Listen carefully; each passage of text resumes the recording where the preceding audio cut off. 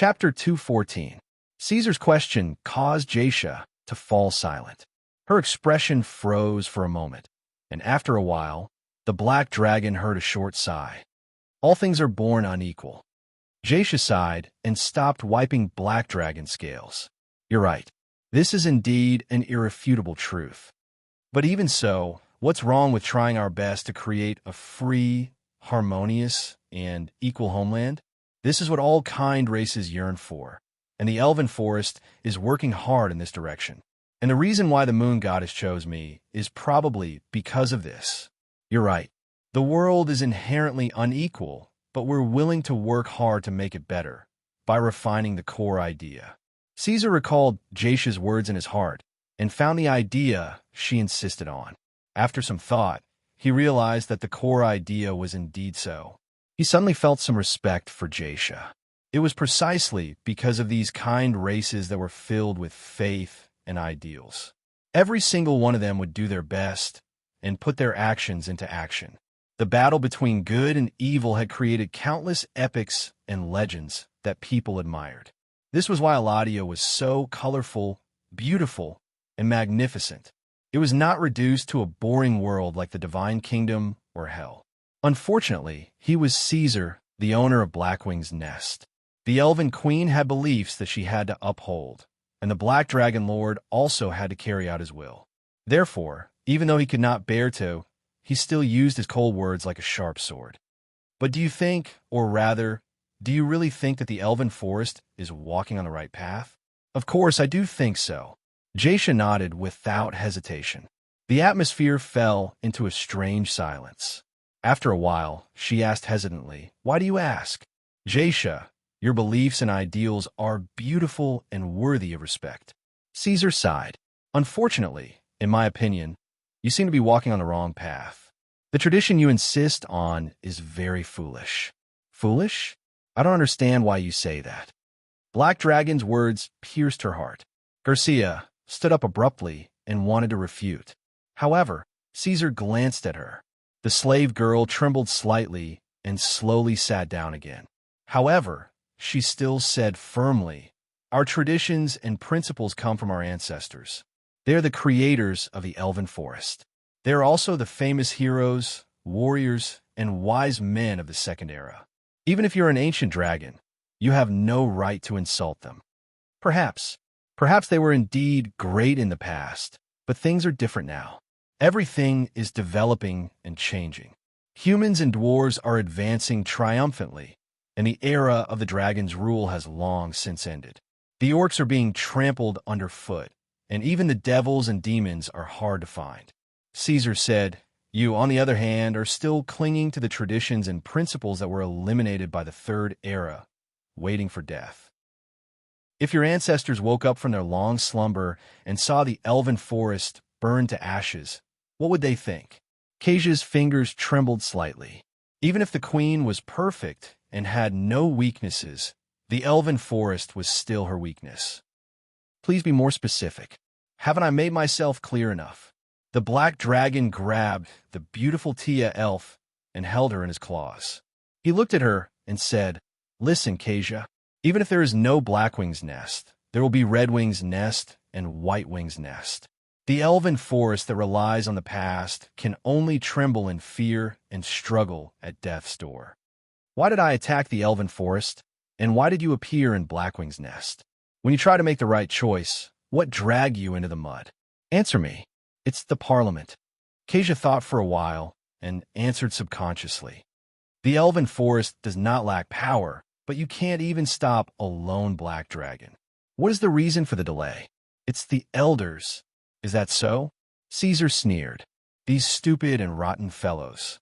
What right do they have to defy your decision? Persisting in the wrong path and bringing disaster to the Elven Forest?" He had already learned a series of reasons from Luna. The Parliament has the power to interfere and even overrule the Elven King's decision. Any important matter has to be discussed and approved by the Elder Parliament before it can be implemented. Cacia's voice was bitter. "This is our traditional law." "I see." After a series of questions and answers, Caesar shifted the focus of the conversation back to the original topic. He seized on Cacia's words and cut to a deeper level. The elders are just the claws and teeth created by the system. Your so-called traditional laws and equal distribution of power are the real culprits. Kezia did not reply. The system of the elven forest originated from the decisions of the ancient sages. They were the common ancestors of all the creatures in the elven forest.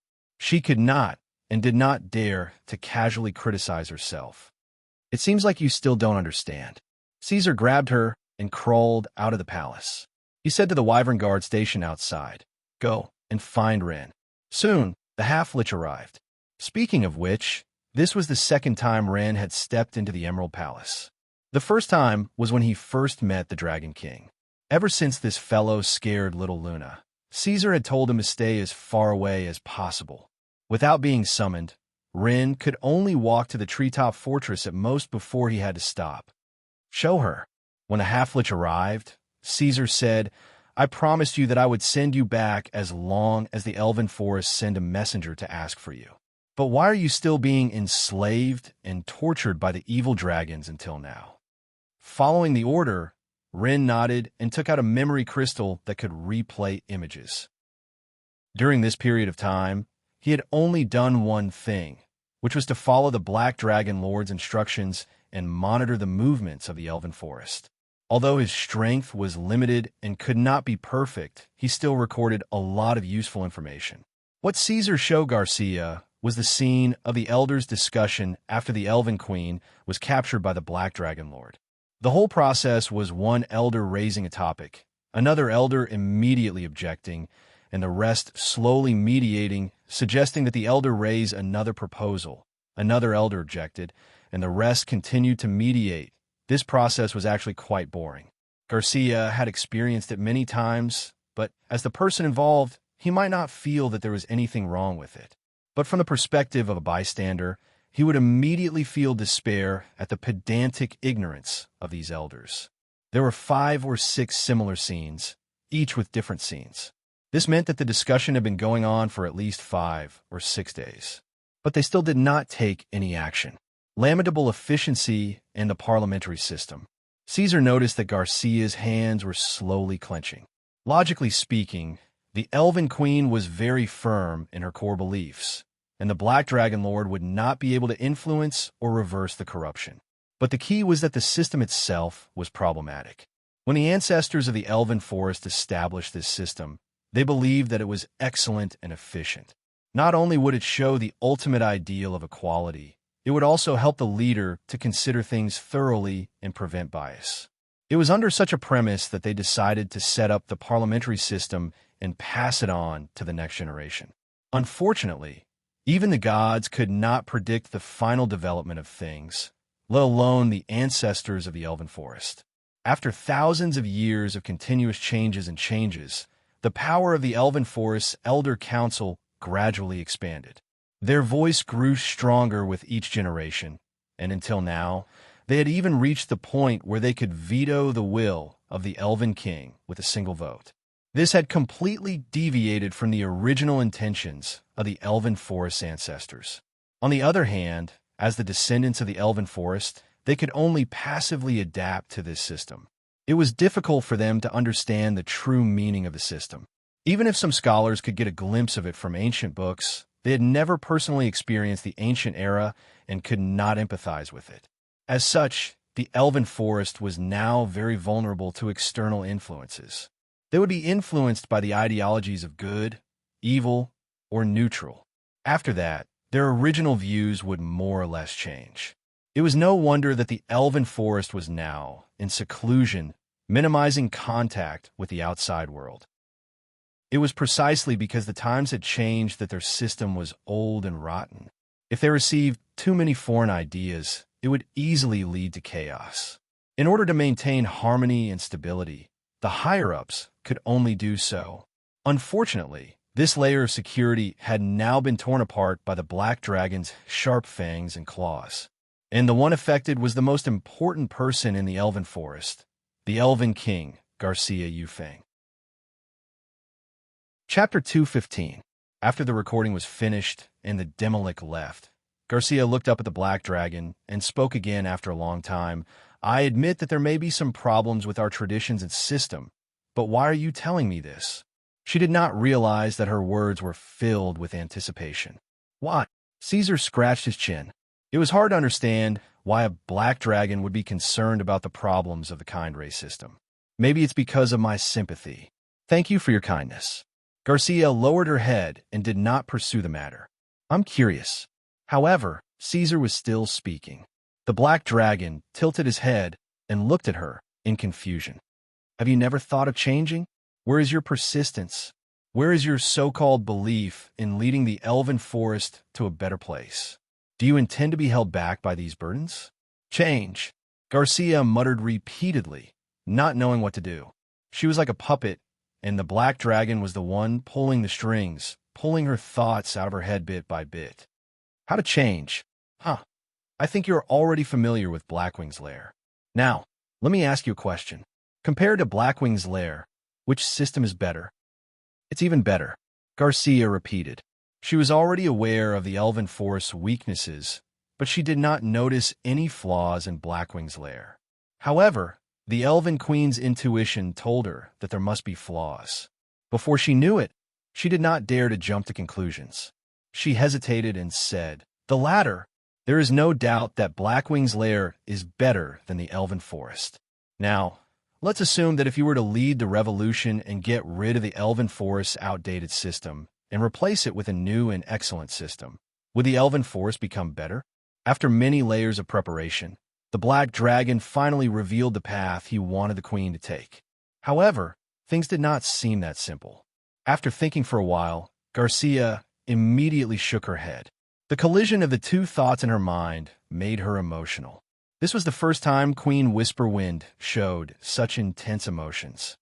"No, we can't do this." Kasia stared at the ground beneath his feet and kept shaking his head, as if he was replying to Caesar, but also as if he was trying to convince himself. "If we follow the example of Blackwing's nest, we will divide our people into different classes. I will then go against my original oath and abandon the traditions of my ancestors." This was what she had said to Caleb of the Elven Embassy. Now, she was using it as a warning to herself. "Calm down, Jessie." Caesar stared at her and continued calmly. "So, you have to think clearly now. Do you want to follow etiquette and tradition, or do you want to open up a new path and lead the people of the Elven Forest to live a free, safe, and stable life?" Of course it's the latter. I'm sure of that. Think about it, then. If we follow the system of Blackwing's nest, once your reform is complete, without the impediment of those foolish elders, the Elven Forest will be able to form a truly mobile army. Using some incentives, you can greatly increase the enthusiasm of the people in the forest and lead them to study and yearn for the path of power, instead of doing nothing and wasting their time like they are now. When that time comes, the Elven Forest will truly have the ability to resist external enemies and live a safe and stable life. Compared to this, what's so great about the so-called tradition that can't be overthrown? It's weak, old, and rotten. You've worked so hard to protect it, but in the end, you've fallen to such a state. Even the Moon Goddess would be disappointed. She wants to see you lead the Elven Forest to glory instead of sticking to the rules. Yes, it does come from the ancient sages of the Elven Forest, but reality has proven that it is no longer suitable for the times. It is now a heavy burden that is backward, slow, and limited. In order to lead the Elven Forest onto a better path, why can't you abandon it?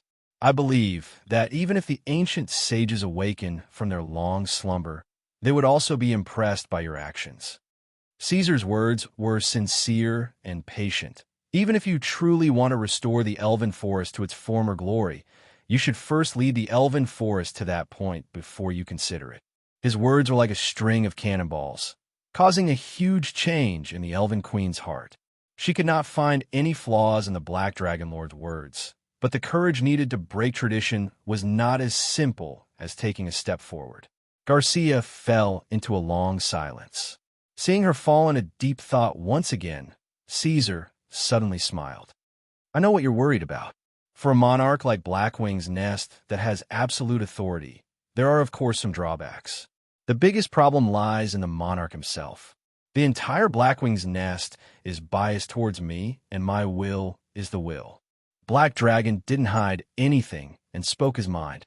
However, it is actually very simple to solve this problem. Garcia Whisperwind, you have to first ask yourself, what is your goal? Will you harm the elven forest for your own selfish interests? Will you make a mistake? Will you fall into evil?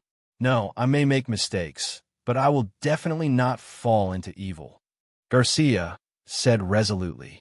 She had absolute confidence in this. I will definitely not harm the elven forest.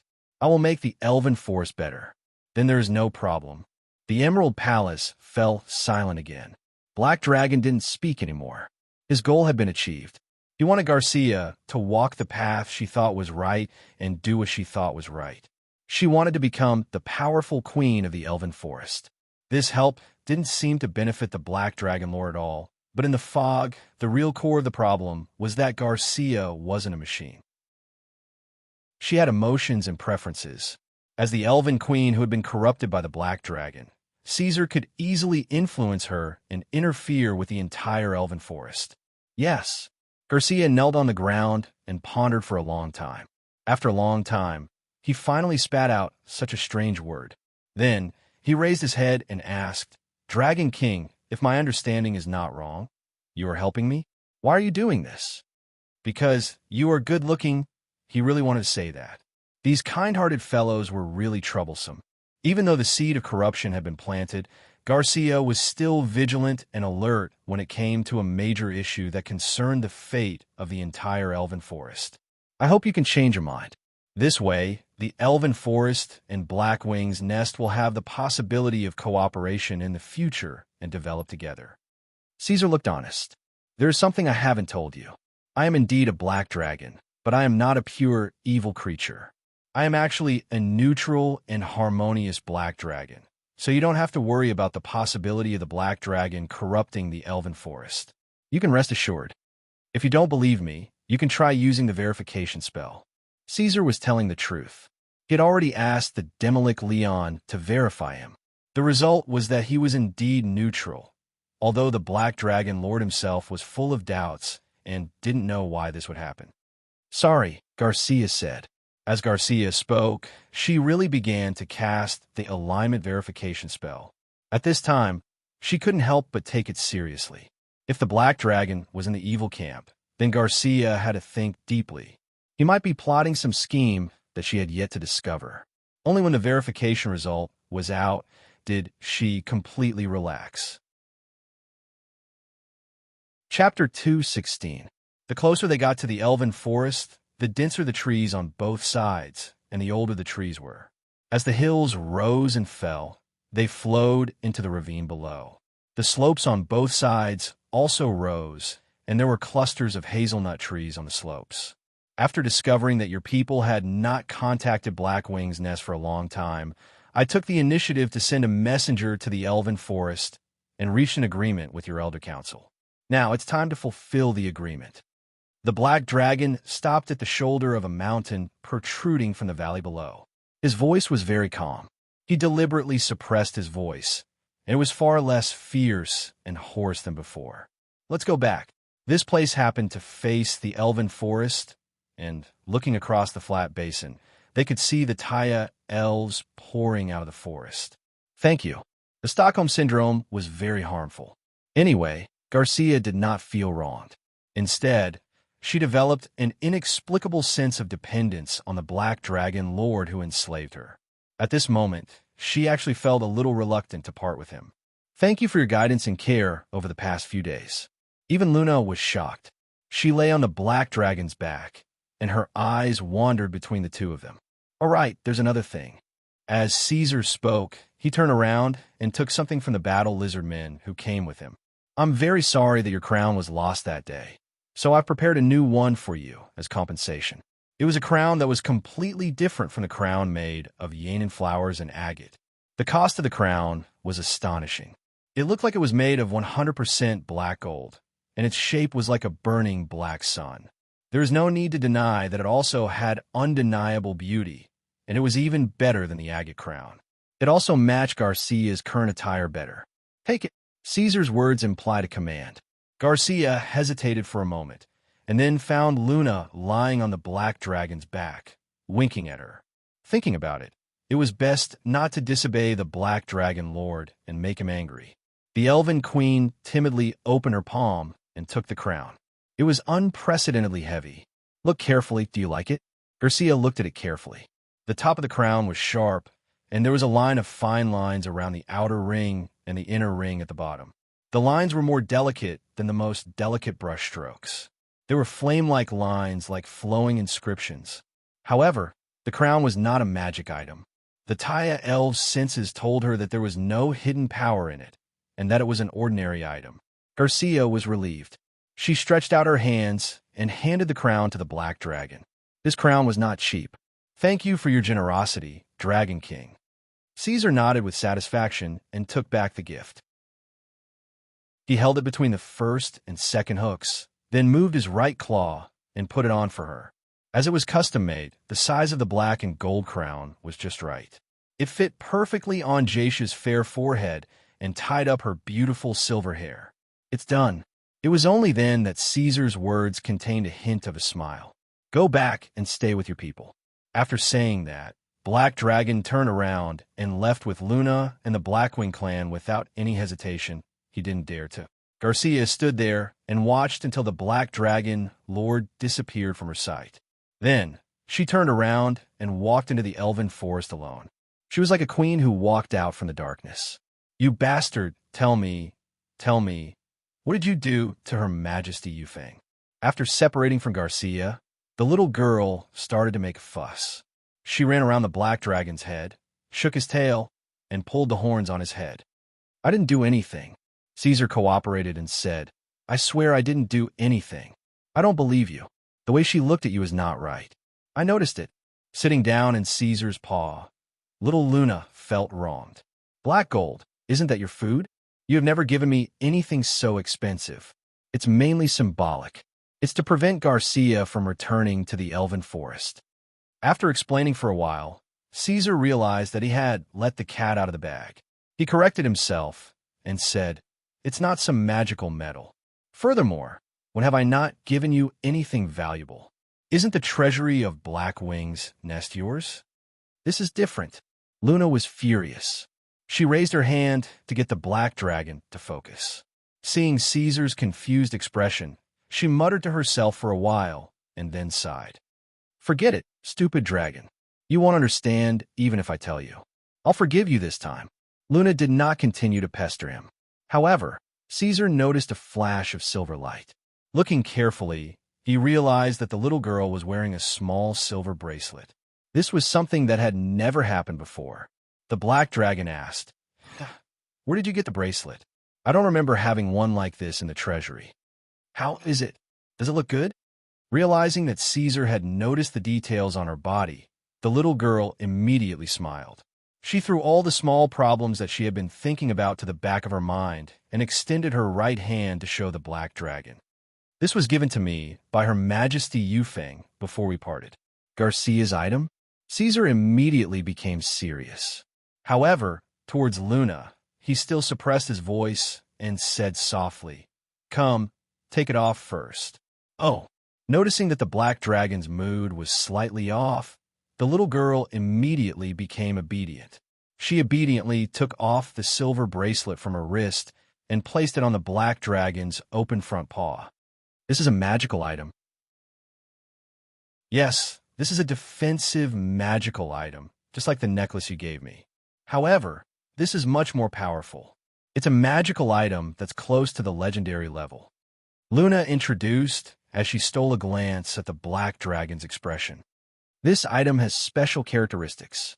Why don't Caesar, if you need it, you can use it first? I don't need a magical item. Caesar shook his head and then asked seriously, Does this item have anything to do with the moon god? I mean, does it contain divine power? This was the key to the problem. A magical item, even if it was a legendary item, would not attract the Black Dragon Lord's attention. However, Garcia was the moon god's chosen one. Her item might be related to the moon god, so Caesar had to pay attention to it. He would never allow Luna to have anything to do with the gods. It was not that he wanted to restrict Luna's development and turn her into his canary. However, the gods were not something that Caesar could deal with at the moment. He was worried that if something related to the gods happened, he would not be able to protect Luna. He had already promised Luna that he would not let anything happen to her. If Garcia really played such tricks, the black dragon would not be as kind as he was now. Of course not. I'm not a follower of the moon god. How could Emperor Yufeng give me something related to the moon god? After hearing this well-known question, Luna was distressed and knocked on the black dragon's scale.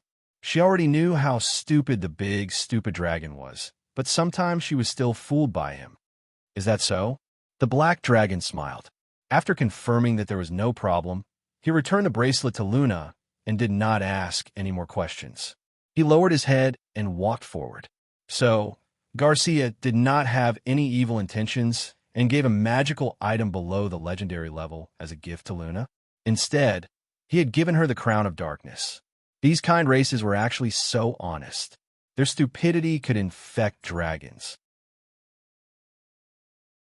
Chapter 217. Although Caesar tried his best to distance himself from the gods, in fact, he had inadvertently attracted the attention of a god. Dawn god system, goddess of the moon, Serene. After all, Caesar was not an original creature of Iradia, so this guy easily neglected one thing, which was to not call a god's name directly without protection as much as possible. Even a demigod could understand the call at that moment, and a true god with divinity could hear the content of the conversation after the call. A more powerful god could even understand the entire conversation. In the conversation between Caesar and the elven queen, he had accidentally mentioned the true name of the moon goddess. His original words were, "Tell me, Kasia, most of the people in Elven Forest believe in the moon goddess, but why did Serene choose you?" In fact, in addition to this, Caesar had mentioned Tiamat's name more than once, but there was no problem before, and the evil dragon mother did not pay attention to him.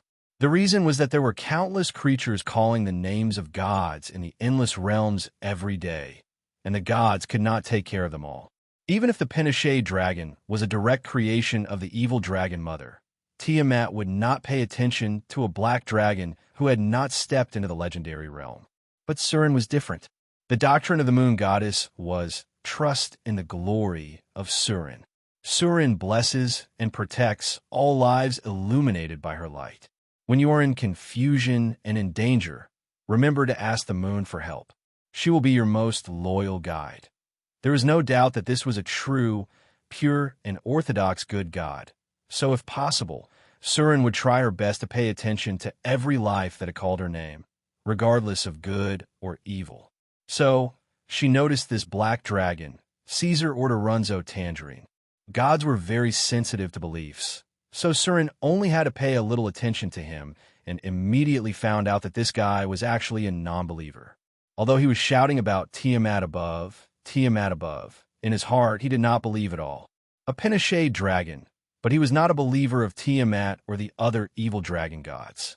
This made the Dawn god system's moon goddess curious and have a good impression of him. She began to observe this black dragon in depth. Another dragon type anomaly. Very quickly, Moon God discovered the problem. She looked at Black Dragon with interest. Of course, it was just interest. As far as the gods were concerned, Caesar's soul, which came from a foreign body and was not a native soul, was not surprising. It was not enough to shock Zuluan. For the gods who had almost endless lifespans, they had seen many such things. Over countless years, there would always be some sort of abnormal soul appearing in the prime material plane, bringing interesting thoughts and changes to the astral realm that contained all things. To this day, there were still many anomalies active in the star boundary. However, no god knew where these souls came from. Even the god of gods, Aoo, wasn't omniscient and omnipotent. Even if the anomalies themselves told him, he probably wouldn't be able to explain it clearly. However, there were still some gods who were interested in research who had done statistics. Most of the recipients of anomalies were humans, followed by dragons. In comparison, elves, dwarves, and other species had a much lower probability of receiving anomalies. After all, Moon God was the moon goddess. In the Dawn god system, she was probably the most gentle and kind god. Only when facing her archenemy, Shar, would this goddess show some extreme emotions. Therefore, Suluan would not interfere too much with Iradia in the prime material plane. Adhering to this principle, even though she was the first god to notice Caesar, the moon goddess did not do anything out of line. Instead, she put this black dragon on her to-do list and observed him quietly. In this world, it was inevitable to have dealings with the gods. Even the most humble beggar or slave could have a glimpse of the true works of the gods. In this regard, the black dragon was also mentally prepared. It was just that he wanted to delay the appearance of this node as much as possible. Caesar should be thankful that before he fully matured, the first person to notice him was the kind and gentle moon goddess, and not the evil dragon mother or the other dawn gods who were committed to violence and recklessness. Otherwise, there would be many believers coming to Blackwing's nest to bother him in the future. But in reality, this guy didn't feel lucky at all, because his perception was so amazing, he didn't even realize that he was being watched by the gods. At this time, he was happily returning to Blackwing's nest with Luna, waiting for Hogg's report on the undead army. The war of conquest had just begun, and the appearance of the undead and dragons immediately caused a stir in the northern countries. Many countries that didn't pay attention to the civil war in North Rhine were shocked. Soon, the humans understood the truth of North Rhine's Brendel colluding with foreign enemies, and the countries were in an uproar. Grand Duke Lionheart was very smart. When he realized that his enemies had changed from North Rhine to the undead and dragons, he decisively pulled back and retreated to the original borderline. With the border fortress as a base, he defended the city and didn't take a step outside. Belizer Lionheart's mind was very clear. After the appearance of the undead, he had already realized that this was no longer a civil war in Rhine, but a war between humans and foreign monsters. The alliance of the northern countries didn't have the power of the central city and the unfallen empire, so every time such a time appeared, the entire northern countries would gather together and put aside their old grudges and misunderstandings and unite as one to resist the foreign enemies. This was a tradition. It was so in the past, and it was still so today. Under the resolute resistance of Grand Duke Lionheart and his powerful vassals, the fortress named Rock tenaciously blocked the advance of the undead army. At the same time, the northern countries showed such a strong ability to mobilize for war for the first time. Almost 3 days after the appearance of the undead army, the armies of the neighboring countries immediately arrived at the Rock Fortress to support Grand Duke Lionheart. The undead army came aggressively, but it was a pity that they were only aggressive. Other than North Rhine, which was originally controlled by the mutated monsters, they had already suffered resolute resistance and losses before they could conquer the rest of the land. But such losses weren't enough to make the skeletal dragon Black Knight cower. Even if they were completely wiped out, the undead creatures wouldn't hesitate at all. After being suppressed in the Underdark for so many years, their thirst for blood was as hard to satisfy as a widow in the prime of her life. War. There was only war. Under the command of the skeletal dragon, facing the insurmountable Rock Fortress, the undead army relied on the advantage of the sea of skeletons. There was no strategy to speak of. They directly pushed forward and attacked the war fortress 24 hours a day without rotation. At the same time, in the Underdark of the Theron Gobi, the 3 shadow pawns were continuously producing new mid-level undead to provide troops for the sea of skeletons. On the main battlefield, the liches were also constantly decaying the dead and creating skeleton soldiers. However, the resistance of the northern kingdoms was resolute. The rulers of each kingdom weren't useless fools. They knew very well that Boulder Fortress was South Rhine's first line of defense against the undead creatures, as well as the most crucial one. Once it was lost, the undead army would directly invade and wreak havoc in the entire South Rhine kingdom. Once they occupied the entire Rhine kingdom and took root, it would be very difficult to expel them. What was puzzling was that behind the undead army, North Rhine was very quiet. Logically speaking, there should still be many humans left there, but there was no news. Could it be that they were all cruelly killed? Chapter 218. Of course not. The truth was that Angramo and the other high undead were trying their best to restrain the unintelligent skeletons. The undead army would only use the cruelest means against those who resisted, but they did not wield their blades against the commoners, craftsmen, women, and other obedient people. This came from the orders of the Black Dragon Lord. Caesar was not a madman who wanted to destroy the world, and he did not want a slaughtered graveyard. If that was the case, it would be better not to fight this war. After all, after the war, it would be no different from the Underdark.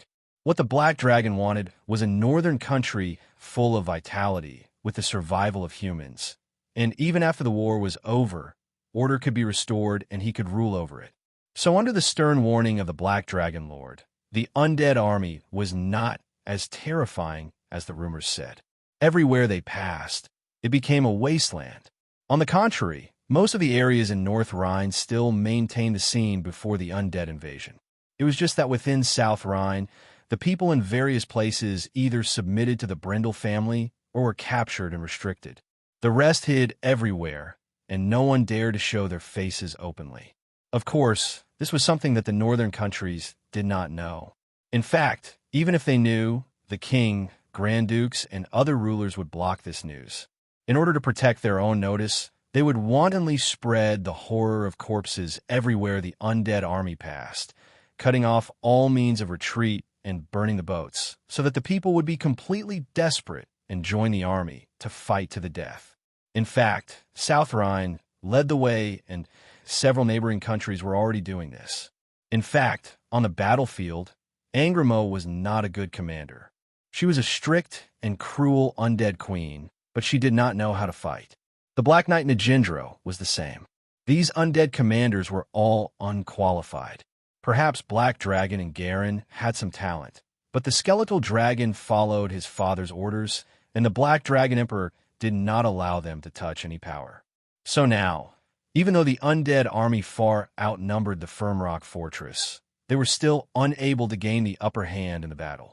The undead army was battered and bruised under the combined attacks of magic, crossbows, and kerosene. The ratio of casualties was as high as 20 to 50. In other words, the death of 50 undead soldiers in exchange for the death of one human soldier. This was something that even the high-level undead couldn't tolerate. For this reason, the skeletal dragon Angramo had been mobilized several times, bringing along 2 black dragons. However, their strength was limited, and they weren't able to gain the upper hand in the battle against the high-level warriors and mages of the Firmrock fortress. Among them, the more violent Black Shia was even severely injured and had to return in defeat. It was just 2 young Black Dragon. No matter how talented they were, it was still very difficult for them to be fierce against the defenders of the Firmrock stronghold. On the other hand, Grand Duke Lionheart also couldn't push the battle line forward. Once they left the Firmrock stronghold and lost their defensive fortifications, the casualty ratio would immediately rise to another number. Exchanging lives with the undead was unacceptable to all humans, so he still maintained a defensive posture, allowing the undead army to block the entrance of the Firmrock stronghold. However, this seemingly balanced battle situation was about to be reversed as time passed.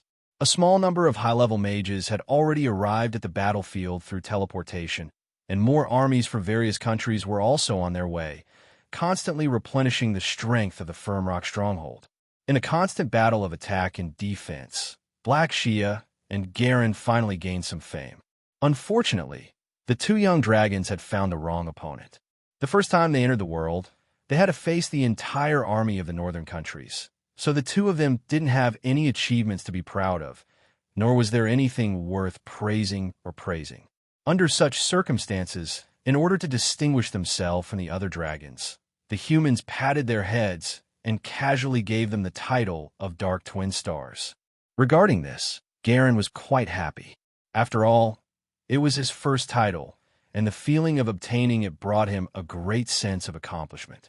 However, Black Shia was so angry that she was trembling. "I don't want to work together with you anymore," she roared at Garen. At the same time, this battle attracted the attention of many gods, most of which were weak gods, powerful gods wouldn't pay attention to a battle of this scale. They all had their own thoughts. The gods of the evil camp were trying to get in touch with the skeletal dragon, trying to obtain the faith of Angramo, while the good gods issued a decree calling their believers from all over to the Firmrock stronghold to resist the army of the undead. If this situation continued, the undead army, which didn't have any real power, would really be piled up here as time passed. Elven Forest. This place didn't receive the decree of the moon god, so the war of the northern countries had no effect on them. As for the war between the humans and the undead, the Tia elves didn't even notice. "I'm sorry, Your Majesty, I don't understand you." Caleb knelt on one knee, his expression full of confusion. He said, "You mean we still have to contact the Black Dragon and establish a friendly relationship with Blackwing's Nest?" However, no matter which angle you look at it from, Blackwing's Nest is a thoroughly evil force. The Black Dragon has massacred our clansmen. It is our enemy through and through. It deserves to die and go to hell. Perhaps he does deserve to die. Kaja's back was facing him, so Caleb could only hear his voice, but he couldn't see the expression on King Windwhisper's face. However, in Iradia, many living evil creatures deserve to die, but many dead creatures deserve to live. Caleb, even if the Black Dragon dies, can he return his life to our people? Can they awaken again? If he can't, then let's not be full of resentment and curse the Black Dragon to go to hell. Even the extremely intelligent moon goddess can't set the final destination for all things. At this time, Kaja turned her head, the smile on her face as usual, but the black gold crown on her head was shining brightly, making Caleb's eyes hurt. In fact, the Black Dragon isn't purely evil. Although the Dragon King kidnapped and imprisoned me, he also treated me kindly from the bottom of his heart. I know this very well, Caleb. Caleb bit his lips. He vaguely felt that there was something wrong with the Queen's words, but he couldn't find any fault with it. He could only change the topic. "The elders won't agree to contact the evil dragon, Your Majesty." "Yes, the elders won't agree. Their stubbornness will lead the elven forest to destruction," Kaja said. She had already blamed all the suffering and bloodshed caused by the Black Dragon's attack on the elven forest on the elders. "The size of my dead clansmen constantly remind me of this. Your Majesty, you want to... The elven forest shouldn't be like this. I want to lead my people to open a new path and live a peaceful and safe life. This is a reform, and it will hurt the power of the few who are conservative." Kaja bent down and helped the elven ambassador up, smiling at him. "Caleb, are you willing to help me?" This smile made him feel dazzled, and he didn't know what to do. Caleb's face immediately turned red, and he nodded heavily. "I'm willing to die for you, Your Majesty." After that, Caleb couldn't remember what Queen Yufeng said or told him. His mind was filled with the radiance of the Queen's face. Her voice was pleasant and varied, making him feel like he was dreaming. The Queen's supporters were determined to carry out her orders meticulously. After the elven guards left, and there was no one around, Kaja bent her knees and sat down, facing the quiet elven lake alone. She took off the black gold crown on her head, stared at it for a while, and then held it in her arms in a daze. Chapter 219. To be honest, I'm very disappointed in you. In the Emerald Palace, the huge black dragon was lying down, his scarlet eyes staring at the blurry bubble in front of him. His voice was low. The Demolic Ryan was standing beside him, his head lowered as he provided magic power to support the spell. "Sorry, Father." On the other side of the bubble, the skeletal dragon lowered her head. The soul fire in her eye sockets was less frequent and had shrunk into specks of light. This meant that she was in low spirits. "I'm too weak." Her body was covered in wounds from swords and sabers, as well as black scorch marks that left fine patterns on the skeletal dragon's bones. During this period of time, the skeletal dragon would personally attack the Firmrock stronghold almost every day. Its old wounds that had not yet healed would immediately be added to them. Unfortunately, it had little effect. Caesar was not angry because of this. The fact that the undead army could not take down the Boulder Fortress was within his expectations. The Black Dragon Lord was not disappointed.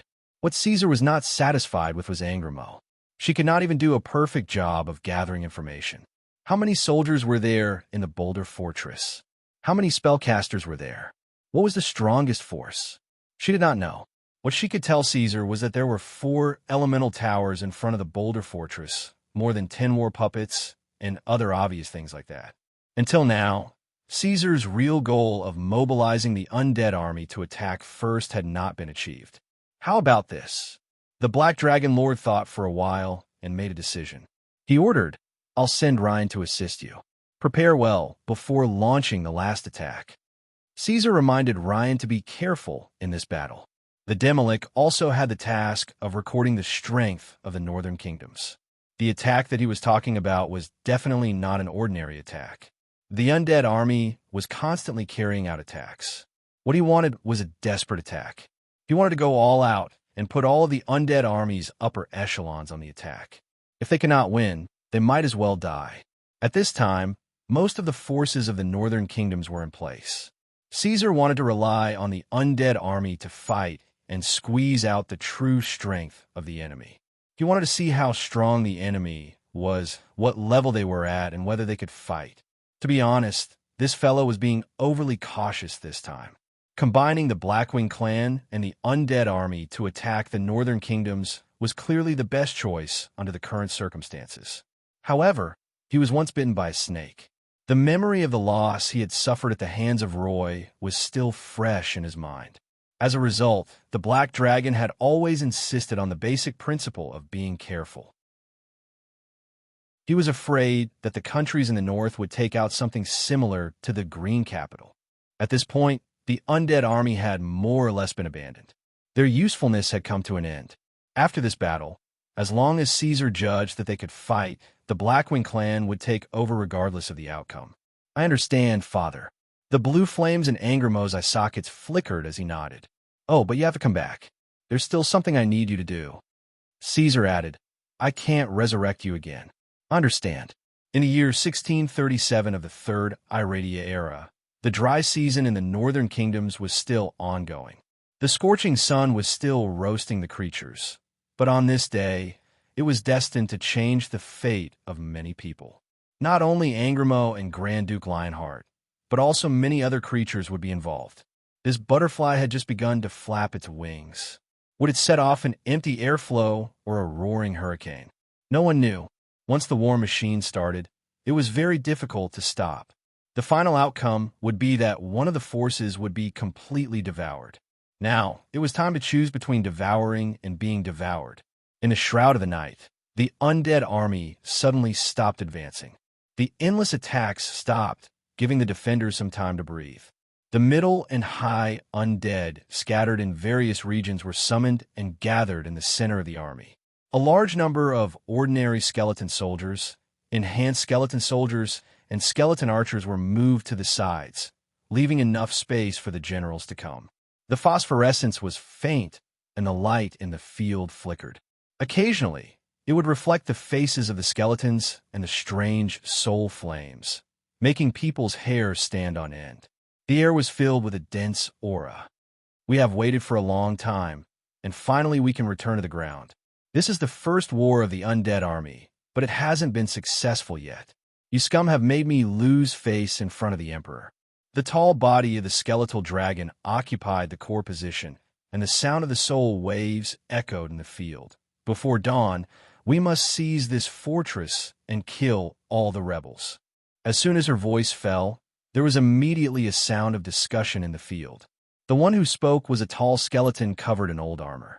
It cautiously reminded, "But, Lord Angramo, the resistance of the humans is very strong. It opened its mouth, but suddenly no sound came out from its leaky jaw because it found that the skeletal dragon was staring at it with its blue eye sockets. That gaze made the skeleton general feel danger and subconsciously shut its mouth. If it continued, it might be torn apart by Angramo on the spot. This kind of thing had happened before. Listen carefully. Angramo glanced at the two black dragon lying not far away, turned its head, and said in a low voice, "His Majesty only gave the undead army a day.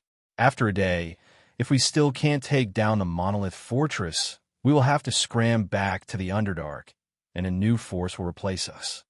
Who wants to go back? She glanced at all the undead. The group of high-level undead shook their heads. In fact, the undead also had desires. They longed for slaughter, for war, and for staying in this colorful world to drink blood. This was also a desire. I know that you have all been trapped in the boring and silent dark land for countless years, and none of you want to go back. So, we must tear apart the defense line of human beings, shatter their armor, and conquer this land in exchange for our own opportunities. Angrimo raised its head and spread its wings slightly. For Tangerine, the undead army must win. Many undead raised their weapons and responded in a low voice. The undead army must win, attack. A soul ripple spread out, and the entire sea of skeletons instantly went berserk. Angrimo was the first to rise out of the darkness with a roar, sweeping across the sky and rushing towards the human fortress that was like a towering beast. I'd rather die than win, she said to herself in her heart. On the other side, Grand Duke Baelish Leon, who had been resting with his eyes closed, suddenly opened his eyes. Not only him, but the guards around him and the veterans even further away all gripped their weapons and knocked their crossbows. Ryan took a few steps forward. He leaned against the railing that was covered with thorns and looked down. In the dark night, ferocious and strange shadows were surging. The earth was shaking because of them. Countless soul fires were swaying and dancing in the dark curtain. As early as when the undead had stopped moving, he had told them to be careful. The enemy was preparing for an even more ferocious attack. Now, they were here. Enemy attack! Enemy attack! The overseer's high-pitched voice rang through the night sky. At this time, it was necessary to shout and shout. The soldiers, who had been tense for a long time, relaxed the moment the undead stopped attacking. This caused many people to immediately fall into a deep sleep, leaning against the walls and corpses to sleep soundly. Chapter 220. Crush them. Kill every single one of them. The skeletal dragon's roar echoed throughout the battlefield. Accompanied by a large number of gargoyles, it was the first to reach the defensive line of the boulder fortress. The moment they entered the defensive zone, the Tower of Elements immediately shone with the light of magic.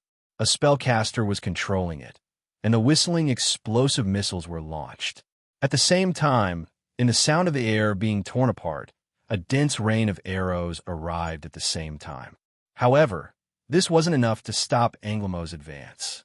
This corpse dragon with blue soulfire all over its body decided to throw caution to the wind, forcefully withstanding the attacks and descending onto the walls of the firm rock fort that were covered in sharp dragon thorns. 5 soldiers waved their weapons and tried to attack the huge bone dragon.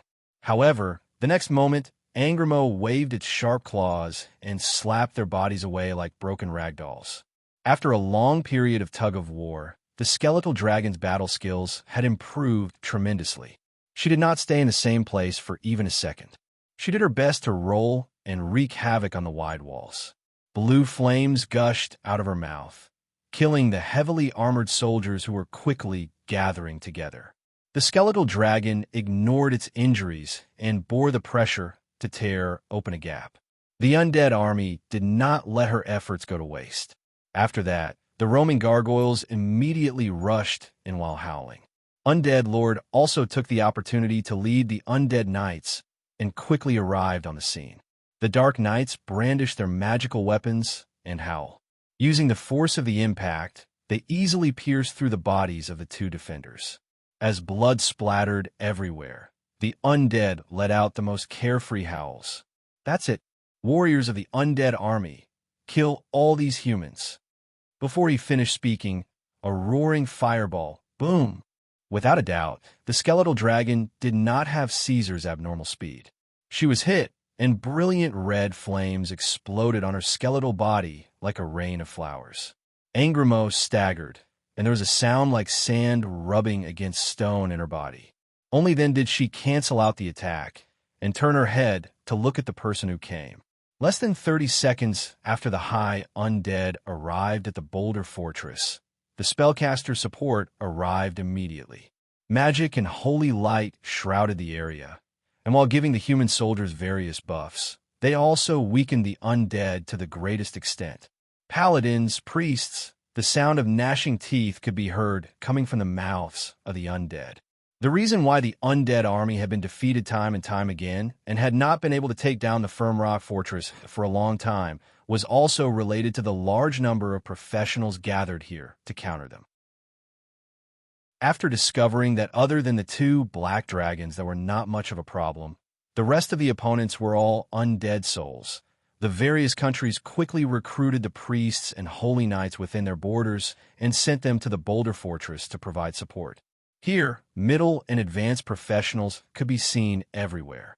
The dazzling white light made the undead instinctively retreat. Angrimo arched her body and saw the gargoyles on her left and right were annihilated in the holy light. Opposite her, light replaced the night, for spellcasters were walking towards her with their staffs raised. "I know you, the great wizard of the humans, Del Barbos," the skeletal dragon roared. "Today, you will become the best gift I can give to the Emperor." As she spoke, the undead knight and the two young dragons were approaching her side. Angrimo mentioned the Emperor, but the humans did not care about her threatening growl. In the face of such provocation, the spellcasters expressionlessly tapped their staffs and prepared for the next round of attacks. At the same time, Baelish Leon pulled the cloak behind him to one side, dragged his heavy sword, and rushed forward with an even faster speed. Compared to the ruler, this Grand Duke was more like a warrior. He took the lead and was hot-blooded. "Die. Bone dregs." Grand Duke Leon rushed to the front and jumped up to slash. The night was always the best hotbed for blood and slaughter. In the silent night, Caesar's huge body lay horizontally on the long cushion. His red eyes flashed as he used the vision sent by the half-lich Leon through the magical item to carefully observe the performance of the northern countries in this war. This guy's body was still growing. The originally tailor-made, long cushion no longer fit and could not accommodate him. As long as the black dragon stretched his body slightly, his hind legs would touch the ground.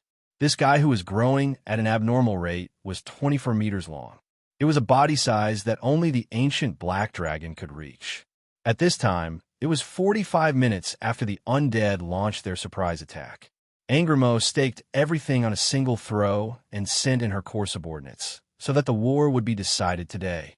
Things were developing faster than Caesar expected. Now, it seemed that the war was gradually becoming clearer. In the undead army, the intelligent undead in the middle level were all dead. Only a few undead knights and liches were left in the upper level. They were also on the verge of collapse. Their energy was depleted, and they were on the verge of annihilation. The human spellcasters who had dealt with most of the enemies had already taken the time to gather and besiege the most powerful undead dragon and the Black Knight. As for the two young dragons, there was no need to worry at all. They had already suffered heavy injuries and had escaped. Until now, Caesar still had not discovered the appearance of a legendary force in the Firm Rock Fortress. He felt that it was about time. Hog, the black dragon, who was lying on his stomach, turned over and slightly tilted his head. "What do you think?" The Knoll leader stood silently beside the black dragon. As the confidant and the butler of the Black Wing's nest, he was lucky enough to be summoned by the Black Dragon Lord to watch this war together. The undead are not afraid of death. They are better than the Blackwing clan, but they are too weak. The Knoll holding the legendary weapon said, "If we take over, the thorn beasts and manticores can suppress them until they can't raise their heads. The hounds and wyverns can crush their resistance, and the orcs and gray centaurs can smash their gates open. Your people are ready. There's no need to trouble you personally. The Blackwing clan can also capture this fortress and present it to you, your majesty." "Is that so?" A series of laughter came from the black dragon's mouth. Caesar stood up and brought little Luna to the outside of the palace. They climbed to the top of the Emerald Crown. The surroundings were silent and quiet. Only the sound of insects could be heard. But outside the treetop fortress, there were pairs of shining eyes. Red, yellow, green. They were densely packed, like a honeycomb grid, and spread out far and wide. When ordinary people saw this scene for the first time, the instinctive fear in the depths of their hearts would be aroused. They would be so frightened that they could not control themselves. So, Caesar had already taken this into consideration. He had asked the little fellow to hide in the scales and not look at it.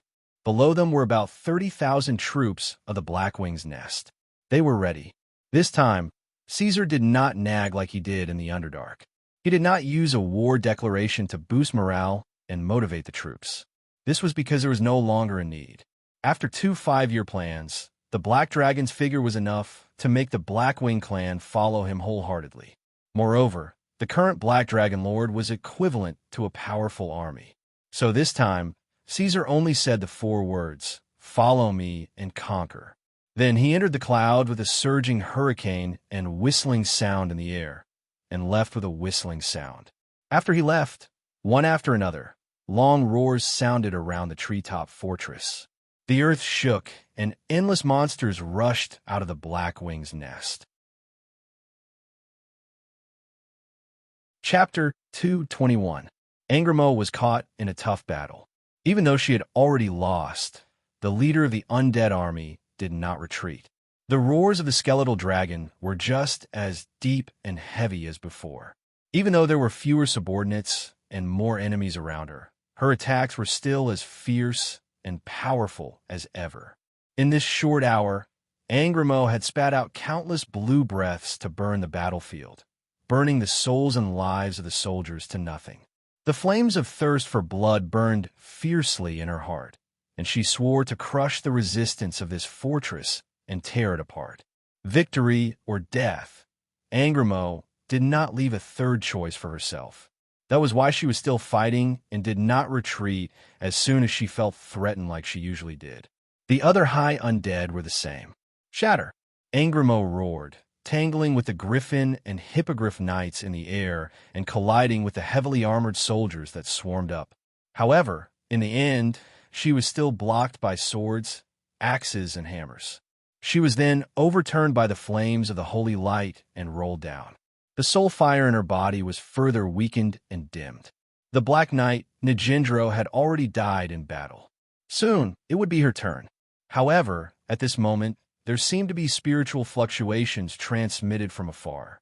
The griffin and hippogriff screeched incessantly, and there were also sounds of chaos in the human army, as if something terrifying was approaching quickly. The fluctuations of fear were like the tide, and there was life coming from the distant horizon. Soon, the glaring crimson flames became the only thing in the dark. It seemed to have locked onto its target and began to slowly descend, approaching the firm rock fortress. The red comet tail followed like a shadow, attracting the attention of countless people. As it got closer, people could gradually see its full appearance with the help of the flames. It was a black dragon. Although it did not look like a traditional black dragon, the pitch-black scales on its body were still enough for people to define it. They could only rely on its scales to identify it. That was because its muscular body, its gigantic head that seemed to be forged from steel, and its entire body was covered in ferocious barbs. All of these made it stand out from the masses. It didn't look like a black dragon, but people could recognize it at first glance. King of Dragons. The soldier raised his head and gasped in amazement. Such a posture and aura was definitely not something that the 2 young black dragons that had appeared on the battlefield could compare to. This was the greatest evil in the entire Northlands, the master of Blackwing's nest, the black dragon Caesar Tangerine. It's here too. Grand Duke Lionheart gripped his heavy sword tightly. As the protector and ruler of the former Rhine Kingdom and the current South Rhine Kingdom, he had long heard of the greatest evil force in the northern lands.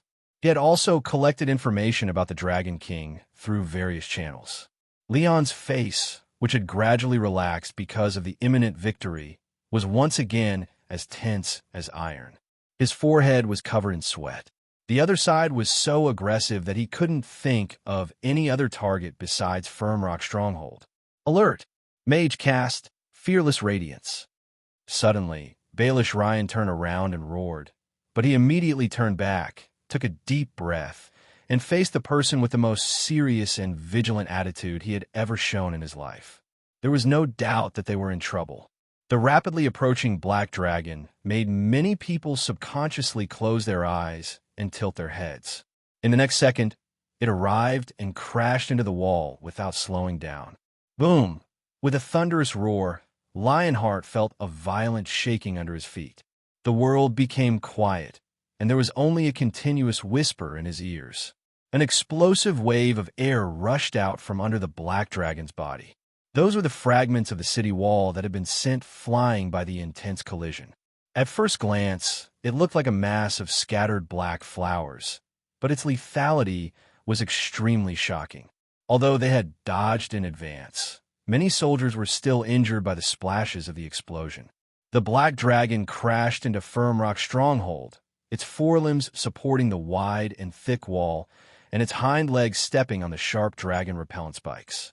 These defensive spikes made of steel did not have any effect on Caesar. Instead, they twisted, broke, and flew away under his feet.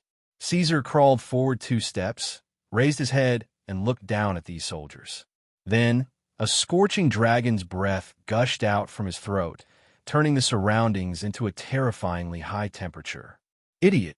Even if it was on all fours, the Dragon King, who was still as imposing as a mountain, spoke in human language. He turned his head and said to the wounded skeletal dragon, "Go back." The so-called imposing as a mountain meant that even if it stood there motionless and did not attack, it still made people feel that it was irresistible, as if it was an unshakable mountain. "Father!" Angramo let out a struggling growl. It was unwilling to give up and wanted to continue fighting. I said, "Go back, Tangerine."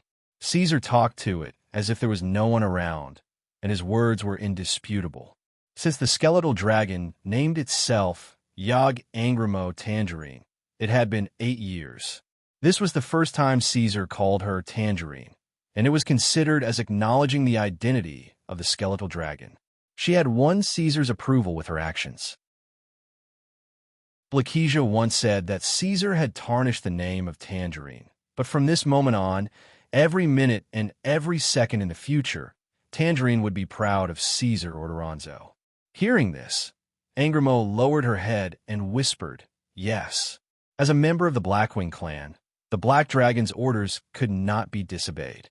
However, Angramo had a heart that was far more sensitive than other high undead.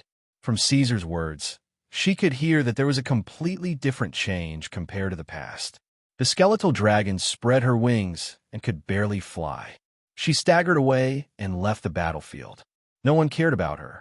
People's attention and vigilance were focused on the sudden appearance of the Dragon King. The undead army had not been able to break through the rock fortress for half a month, which was enough to let people have a clear understanding of her strength. But this one was different. Compared to the undead, the Black Dragon Caesar was much, much stronger. It was the source of all the horror stories in the north. Its strength could be seen from its surging dragon power. Even with the fearless brilliance buff, the soldiers could still feel the heavy pressure.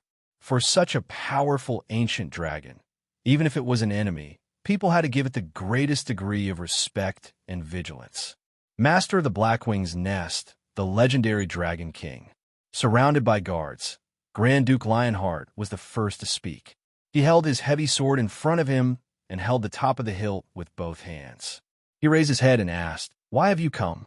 Although many smart people had analyzed enough information from the short conversation between the Black Dragon and the Skeletal Dragon, Grand Duke Lionheart had also guessed that the Dragon King might be the mastermind behind the undead army's attack on the northern countries. But due to the exuberant curiosity of human beings, he still wanted to ask about the origin of the attack on the northern countries. In fact, as early as the invasion of the undead army, people had already asked, but Angramo would not give them an answer. Perhaps the Black Dragon could communicate.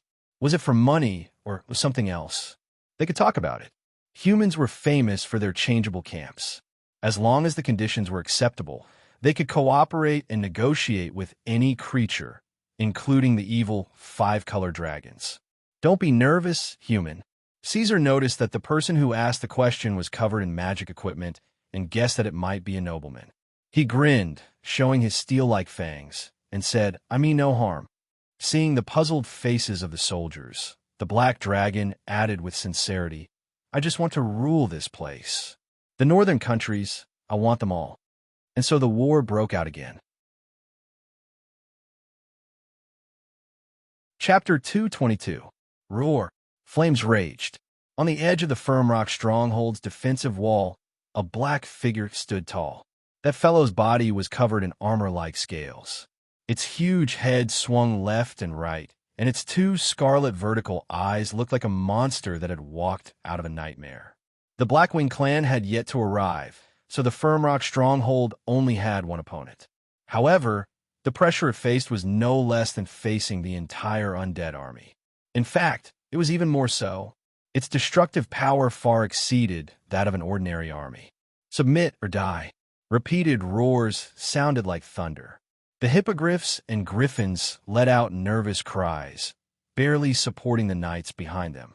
They circled around the black dragon's body, waiting for an opportunity to strike.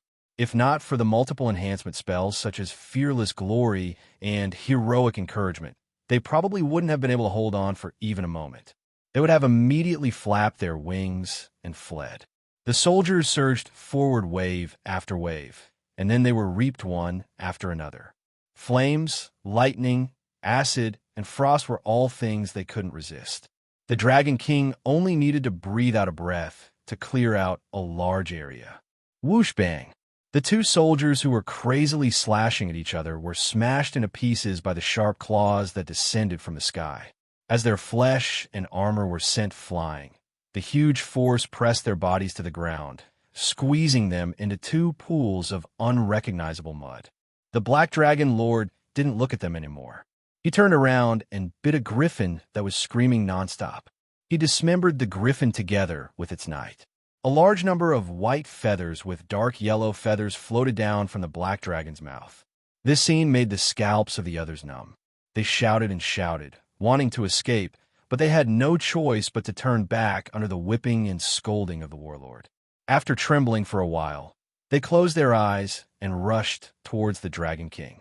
However, the next moment, another black figure enveloped them, and a few unlucky ones were pressed to the ground. Although it was 24 meters tall, the Dragon King's physique was far stronger than that of an ordinary true dragon. Due to its short and thick neck, this fellow's visual effect was almost comparable to that of the ancient red dragon, who was over 30 meters tall. At the same time, it had an unimaginable weight. When the black dragon took a step forward, the entire Firm Rock stronghold trembled. It was already a miracle that it didn't collapse. The Boulder Fortress was the crystallization of the wisdom of countless craftsmen in South Lying. It was also the first line of defense against the invasion of the undead army. Thus, under such circumstances, its load-bearing pillars and walls were reinforced with countless spells, allowing it to block Caesar's charge without slowing down. After all, that was the strongest attack he had unleashed up until now. At this moment, the Dragon King suddenly changed his target. His eyes were fixed on the 4 elemental towers that were radiating with resplendent radiance. Although these things could not cause him much trouble, they could cause a lot of damage to the Blackwing clan that was about to arrive. They were equivalent to an important strategic fortification. He had to deal with them first. Under the trembling gazes of the cowards, the Dragon King began to take a step forward.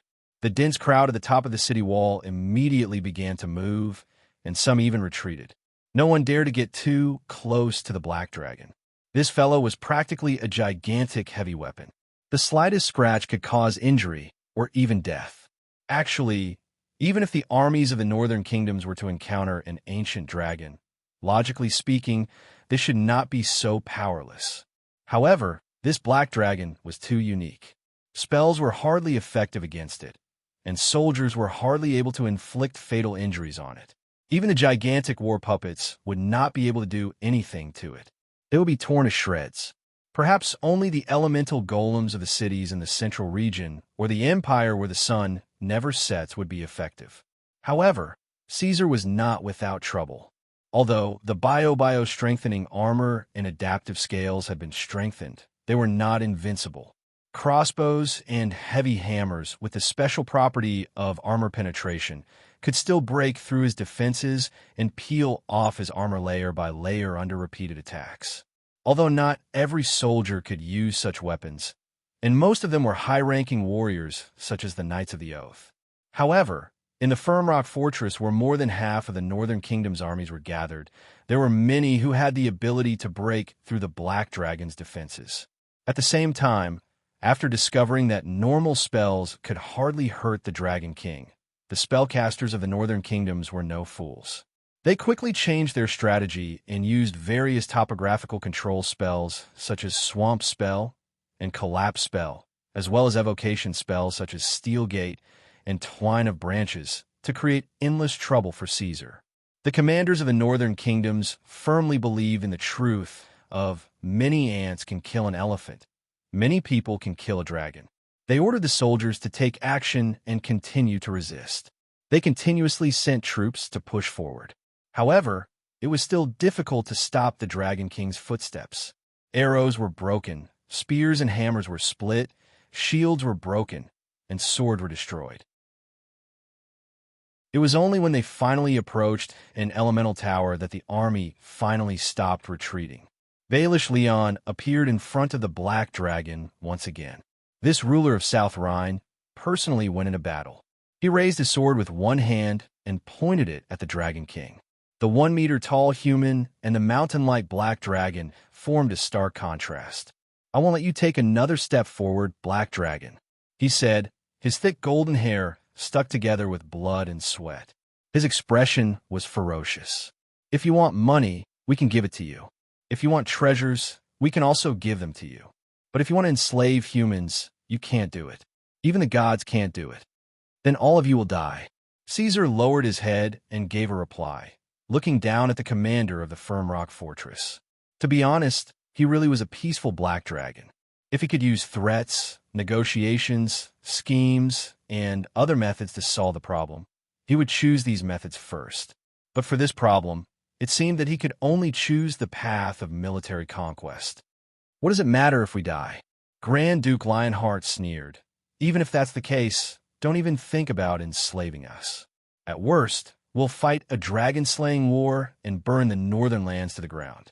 We'll be prepared to destroy the entire alliance. You should also be prepared to have your head nailed to a copper pillar."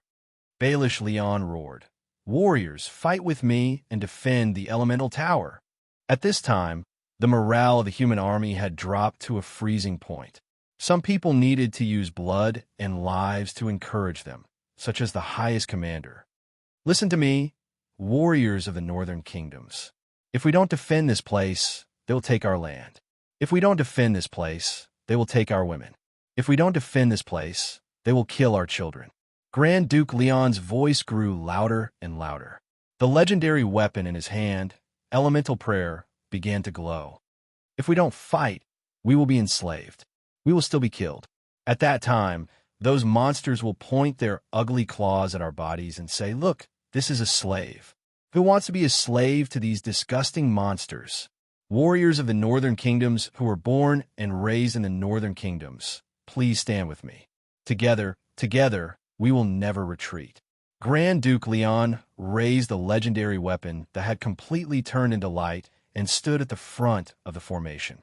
"For the Northern Kingdoms, for the Firm Rock Fortress, for the Firm Rock Fortress." The impassioned declaration infected everyone. Tens of thousands of people cheered in unison. This sound shook the heavens and the earth. The roar shattered the dark clouds that gathered in the sky. It was far more imposing than the roar of the Black Dragon. "Wonderful speech." Black Dragon smiled. If it wasn't for the fact that his actions were too comical, he would have clapped for Grand Duke Leon to boost his morale. However, the morale of the human army had nothing to do with him. It was useless because he was no longer prepared to fight them alone. As tens of thousands of people roared in unison, Caesar only whispered a sentence that was completely drowned out by the roar. "Spotless land."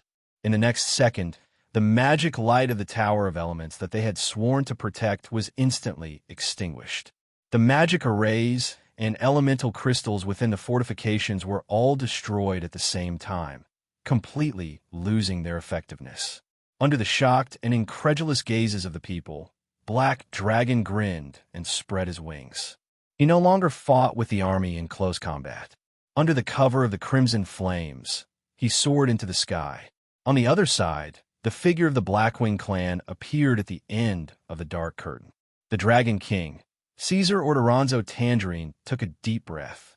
The most powerful flame breath in history did not fall on the garrison camp, but directly on the indestructible walls of the firm rock fortress.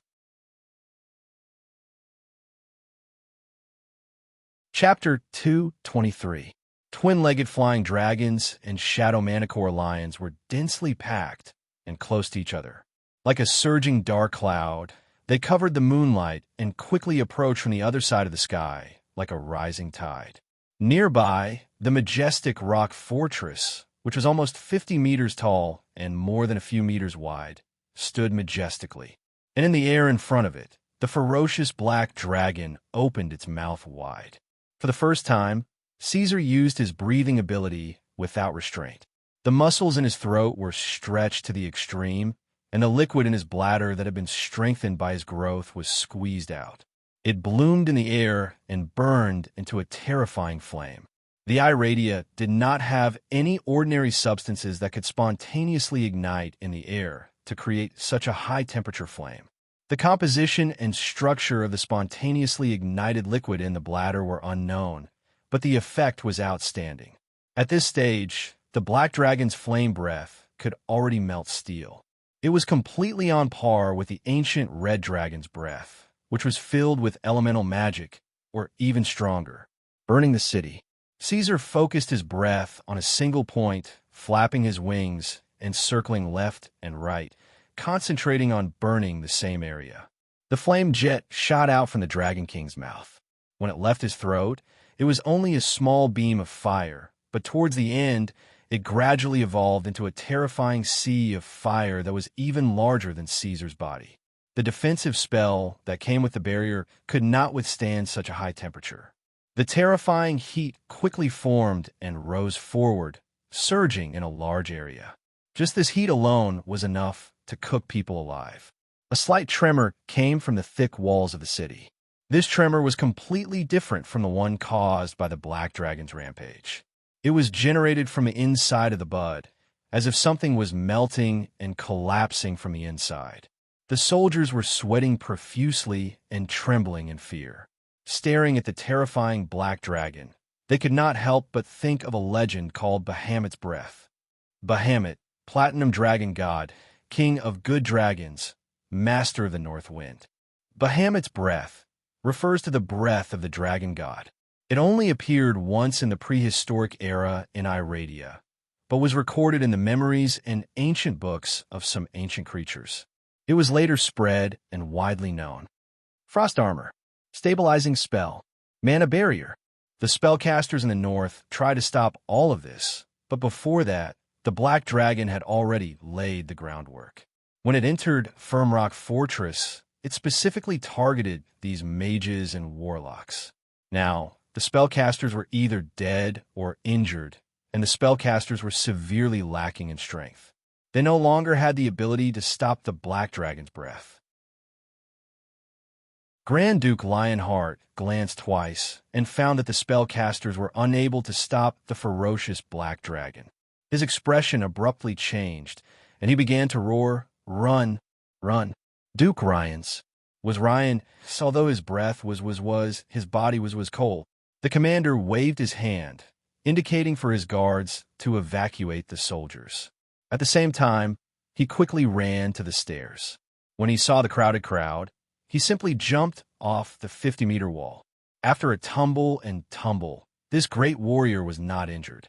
He continued to shout at the army above, "Run, come down." Under the continuous burning of the Black Dragon's flames, the walls of Firmrock Fortress were broken into pieces. At the same time, the outer wall began to melt, turning into a magma-like substance. The trembling of the walls became more and more intense, accompanied by the high-pitched roars of the wyverns. The entire Firmrock fortress was shrouded in a terrifying atmosphere. Finally, the walls were breached. The walls of the Firmrock stronghold were torn apart and burned through. The unstoppable flames penetrated the inner walls of the stronghold and leapt out from the other side.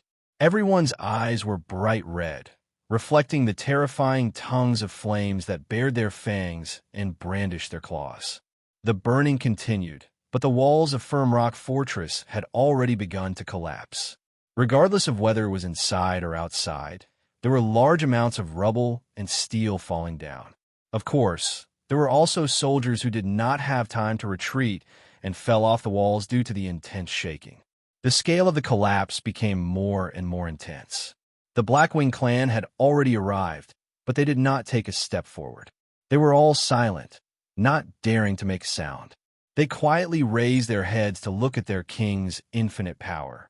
Under the surging breath of the Dragon King, more than half of the walls of Firmrock Fortress began to melt in front of him, turning into a waterfall of liquid magma, rolling down. In the densest and most intense sounds of collapse, in the dense steam and smoke that filled the sky, the walls of Firmrock Fortress turned into ashes, no longer existing. Conquer! The Dragon King roared. For the Blackwing nest, submit or die. The seemingly endless Blackwing army roared as they swept past him, rushing into Firmrock Fortress, rushing towards South Rhine, rushing towards the northern kingdoms. Above Tiamat, the two young dragons stared blankly at the clouds in the distance, staring at this scene with their eyes wide open. When they saw the Firmrock Fortress that was as strong as a mountain collapsing in front of Caesar, and the walls that were as strong as a divine kingdom melting in front of Caesar, they could not help but let out an uncontrollable exclamation at the same time. Disbelief, as if they were in a dream, these were the only feelings Garen and Blakesia had. In the recent two eras, especially in the third era when the humans had risen, it was difficult to find such a majestic dragon, let alone a black dragon. Even the ancient black dragon and the ancient black dragon could no longer display such unforgettable ferocity. They searched hard in their minds, and in the end, they realized that only the first era, when the dragons ruled the earth, could be mentioned in the same breath. Only in that era, among the primeval black dragons and ancestral black dragons, there were cases of such brilliant battle results. The two young black dragons could not help but fall into deep thought. They had the same father and mother, so how could they be so different from Caesar or Toronto? Could it be that they were adopted? No, their mother was also a normal black dragon, nothing out of the ordinary, and she did not give any preferential treatment to her eldest son. Could it be that Caesar was adopted? When everything was settled, Blakesia shivered as if she had just woken up. She spread her wings, twisted her tail and neck, and danced while screaming excitedly. I knew it. She flew up and down and roared. I knew that my decision to seek refuge with Caesar was right. One day, the great Blakesia will become the Black Dragon Queen and the wife of the Dragon King, Ordoronso. Garen had already moved closer, wanting to lick Blakesia a few times while she was so happy that she was not paying attention. However, when he heard what the little female dragon said, he could not help but stop and give up on this action. His yellow jade eyes dimmed. In the year 1641 of the third era of Iradia, Blackwing's nest, under the leadership of the Dragon King, Caesar Ordoronso Tangerine, broke through the Boulder Fortress. Grand Duke Baelish Ryan and Grand Wizard Dale Barbosh fought to the last moment and died. None of the 12,000 soldiers surrendered. They all died in battle. 42 days later, Lion Country was under the control of Blackwing's nest. Chapter 2:24. The Rock Fortress had been conquered, Grand Duke Lionheart had died in battle, and Lion Kingdom had completely lost its ability to resist. However, the monsters of the Blackwing clan did not act as the northern kingdoms had imagined, invading every nook and cranny of the northern lands like a plague. Instead, they temporarily retracted their claws and fangs. Even the noisy spirits of the dead were suppressed and locked within the borders of the Lion Kingdom. During this time, the Blackwing clan had only done a few things. They were on guard and counterattack, pacifying the civilians, restoring order, and trying their best to digest the things they had devoured in Lion Kingdom. The Battle Lizardmen had purged the Lion Kingdom. Now, the Black Dragon Lord had moved in and become Caesar's temporary residence. They had locked up the guards, chased away the servants, and moved away all the decorations in the palace. Even the dome had been partially removed with the help of the flying dragons, so that the huge black dragon could move about freely. The source of the chaos in the northern lands, the Dragon King Caesar, was sprawled in the hall with his 4 legs spread out. He wagged his tail and looked down at Luna and Garen playing cards. Due to the changes in the clan, the 2 little dragons had been able to follow him around during this time. They acted as his hired thugs and dealt with some matters that needed to be resolved through intimidation. After discovering that Caesar had brought this forest sprite along with him all the time, Blakesia immediately had an idea after some understanding. She began to try her best to please little Luna so that she would not return to the dark and boring Underdark. Unfortunately, this did not have any effect. Even though she had always obeyed, Luna obviously did not like her. In comparison, the little one had a better impression of the simple-minded Garen and was willing to play with him. Blakesia was furious about this. She screamed in her heart again and again, but she was powerless. She did not even have the courage to question Luna. She had secretly looked. Even the violent Angramo did not dare to speak harshly to the little sprite. Even the fierce, ugly, pretentious leader of the Gnolls who held a legendary weapon and held great power had to smile when he saw the little sprite. This was not without reason. Blakesia knew that this forest fairy, who seemed like she could crush it to death with a single grab, was definitely not someone to be trifled with. After discovering that the fairy's residence was actually the Black Dragon Lord's treasury, she was even more alarmed and firm in her thoughts. She was still rather cautious when it came to matters of life and death. Therefore, at this moment, she could only stay quietly beside Garen, suppressing her jealousy as she watched this idiot play cards with Lady Luna. In Blackwing's nest, the only person she could bully was Garen. However, at this moment, in front of Caesar, she could not jump up and tear Garen apart. It was worth mentioning that although Garen did not show any improvement, Blakesia could already use the transformation spell skillfully. However, she did not use it much in public. She was worried that the Black Dragon Lord could not use magic, and to avoid hurting her brother's feelings, she did not dare to openly transform into her human form. The imperial court maintained its tranquility and harmony. As Caesar watched this scene, his thoughts had already drifted elsewhere. Was this war still going to continue? 12,000 was not just a number that could be crossed off at will. He saw with his own eyes how those soldiers fought to the death, how they were bathed in blood. The fine vision of a dragon allowed him to even see clearly how those people did not hesitate before they died, their faces filled with hatred. To be honest, due to various reasons, the current Caesar was neither a human nor a true dragon. 2 completely different ways of thinking influenced each other in his mind, causing this fellow to have a certain sense of belonging to both creatures. Regardless of whether it was a human or a true dragon, he could not treat them like ants. After experiencing so much, Caesar was not a soft-hearted fellow. Even he would sometimes call himself an evil dragon. It was evident that he was not soft-hearted when it came to taking lives. However, the scene on the day the Boulder Fortress was breached, the desperate struggle of 12,000 people, the impassioned roars of death in the end, and the mourning of rivers of blood. Any sentient and intelligent creature could not help but be moved by this scene. 13,000 people was not a small number to the countries in the north. Moreover, these were all professional soldiers. Their deaths would greatly damage the strength of the countries in the north. If they continued to advance, Blackwing's nest would be able to engulf the entire north in 2 years, shrouding the alliance in a bloody black terror.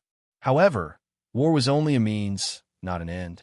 Caesar was very clear about what he wanted. He did not lose himself, nor did he take pleasure in killing. The reason he wanted to destroy the Boulder Fortress was because there was no other way.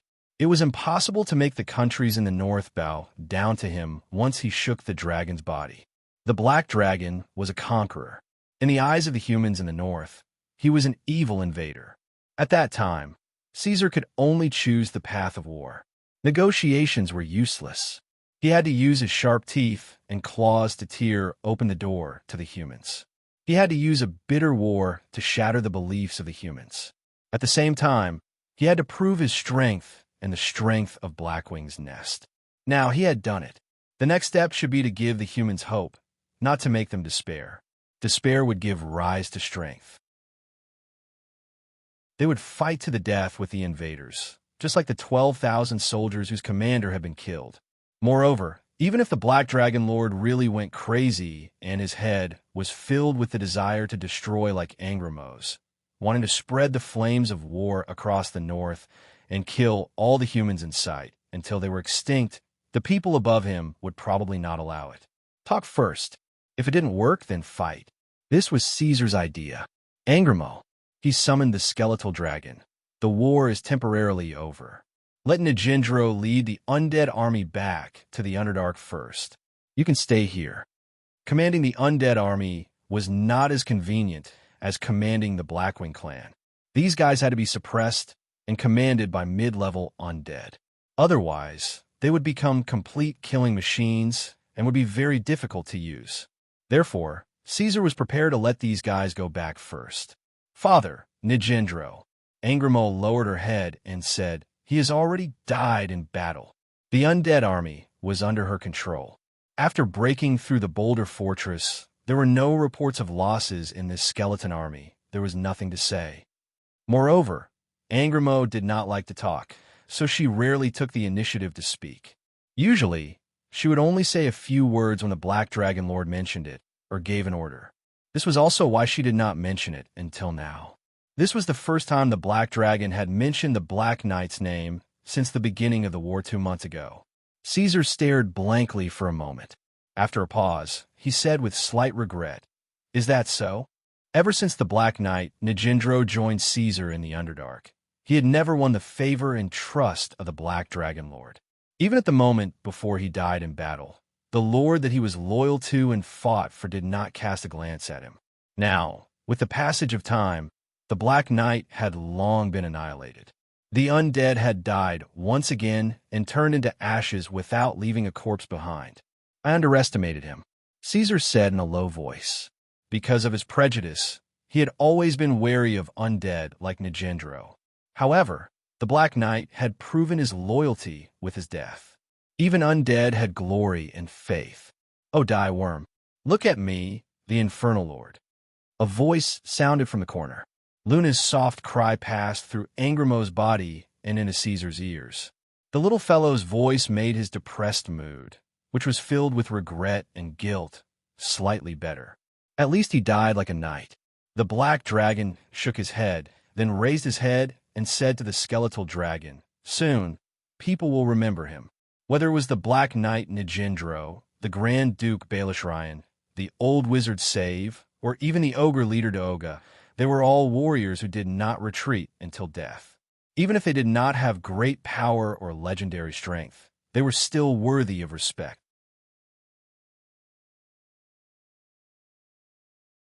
Chapter 225.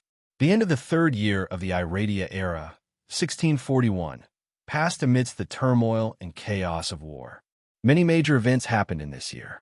For example, the demonic fish controlled the deep sea kingdom to attack the empire on which the sun never sets. After more than 10 days of fighting, they were immediately chased back to the bottom of the sea. The head of the free trade city-state, Tashim, spent a year to build a new city. Now it was completed, and the 9 free trade city-states were promoted to the top 10 city-states. In the kingdom of Grey Castle in the marshes, 2 legendary items were revealed among the dwarves of Grey Castle. Adventurers from all over the world swarmed over and fought over them. The most famous and powerful ancient red dragon, Queen Oxy, was found and hunted by a team of legendary dragon hunters. In the end, she perished on a volcano on an island in the Sea of Stars. As the Iradia humans continued to rise, The Black Dragon Caesar's attack on the Lion Kingdom seemed to be a small matter in the distant and remote north. It did not attract much attention. However, to the people of the northern kingdoms, this was indeed an earth-shattering event, so much so that it affected their lives in many ways. Firstly, the Lion Kingdom, which was a stronghold on the way to the northern wilderness, was now completely unpassable. That place had completely become a wild paradise for monsters. Adventurers could only give up on the northern wilderness and turn south, or leave by crossing the sea from the west. Adventuring in the northern wilderness was one of the main industries of the northern kingdoms. Almost all the adventurers who arrived in the northern kingdoms hoped to go to the wider northern world to take a look. As a result, the northern kingdoms gradually lost a large number of people. Many merchants relied on these foolish adventurers to make a living. Blackwing's Nest attack on the Lion Kingdom indirectly caused the economy of the northern kingdoms to plummet. Fortunately, in the Nolan Kingdom, which was opposite Lion Kingdom, under the call of its ruler, there were already spellcasters who began to use spells to develop and modify the steep cliffs at the border of Nolan in an attempt to create a second Khaki Pass. He turned his gaze back to Rhine. At present, the Blackwing lair had already restored a certain degree of order to the duchy. Under Caesar's restrictions, the Blackwing clan had tried their best to reign in their wild nature, no longer baring their fangs and attacking those who obeyed him. Hogg had even reorganized a new gathering place for the obeyers and provided them with a certain amount of resources to help with post-war reconstruction. There are still humans living in Lion Duchy, and they have not been enslaved or mistreated. This was a rumor that was spread among the countries in the north. However, at the moment, this was only a one-sided statement from Lion Duchy. It had not been officially confirmed by any other countries, so people did not dare to believe it. As the people waited anxiously, it was the beginning of the Third Era, 1639. Fortunately, the people finally realized that the Dragon King Caesar did not seem to be keen on war. At the beginning of 1639, Blackwing's Nest had issued a statement to the northern kingdoms. If the other countries in the North Alliance were willing to submit to the Dragon King and pledge their loyalty to the Black Dragon, Caesar Tangerine, they would become subordinate countries of Blackwing's Nest. Blackwing's Nest could prevent war and ensure that the various levels of the subordinate countries and their governance would remain unchanged without too much interference. However, there were two requirements. The first was that the countries in the north had to completely obey the Dragon King's orders. The second was that they had to pay taxes. Pay taxes was what Blackwing's Nest had said. After studying the details, the Northlanders realized that, in their words, paying taxes actually meant paying tribute. This was not strange, as humans had long known about it. In the south, many small countries had to pay tribute to the empire where the sun never sets in order to seek protection. However, according to the Dragon King's intentions, after becoming a subordinate country of Blackwing's Nest, every line, every occupation, and even every person would have to pay taxes to Blackwing's Nest. Who knew how the Black Dragon had come up with such a method? These greedy Pinochet dragons were simply being exploited. Oppression. Enslavement. Originally, if they had only become a subordinate country of Blackwing's Nest in name, and their country could maintain its original state, the rulers thought about it and felt that it was not that hard to accept. However, the details of the tax payment that followed had completely pierced their sensitive hearts. Although the tax rate was only 1%, this was a disguised way of snatching away their power. During this period of time, the countries in the north had not thought of counterattacking Blackwing's Nest and reclaiming the land that Lion had lost. There were even some who were constantly thinking and calculating. At the same time, they sought outside help, hoping to defeat the hateful Black Dragon. After all, this was not without benefits. Grand Duke Lionheart was dead, and Lion Duchy no longer had a legal ruler. As long as the Dragon King and Blackwing's Nest were chased away, the countries that they ruled could divide up the land. Lion Duchy, especially Khaki Duchy, was the pass to the northern wilderness. Its strategic and economic value was self-evident and unquestionable. However, after thinking about it calmly, they realized that they could not do it.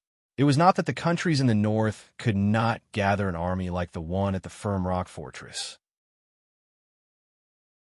To be honest, as long as they gritted their teeth and worked hard, they could even gather an even larger allied army. However, this was meaningless.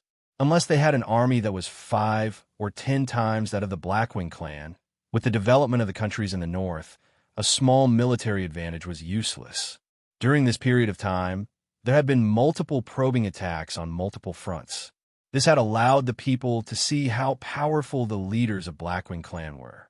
Orcs, flying dragons, demon hounds, gnolls, the original leader of the undead army, the skeletal dragon, would probably be reduced to the same status as the leader of Blackwing clan. It might even be ranked in the lower middle. It might not even be able to defeat Hog, Husky, and Nero. This meant that the Dragon King only needed to send out the leaders of the clans of Blackwing's Nest to lead their tribes to overthrow the remaining 5 countries in the Northern Alliance. Strategists and commanders judged that Blackwing's Nest had the ability to fight on multiple fronts. They could even fight on multiple fronts against the neighboring Fey, Daros, and Lackland duchies and launch attacks at the same time. At the same time, Blackwing's Nest, which was stationed in Lying, began to make use of mutated monsters, corrupted adventurers, and merchants to spread the news.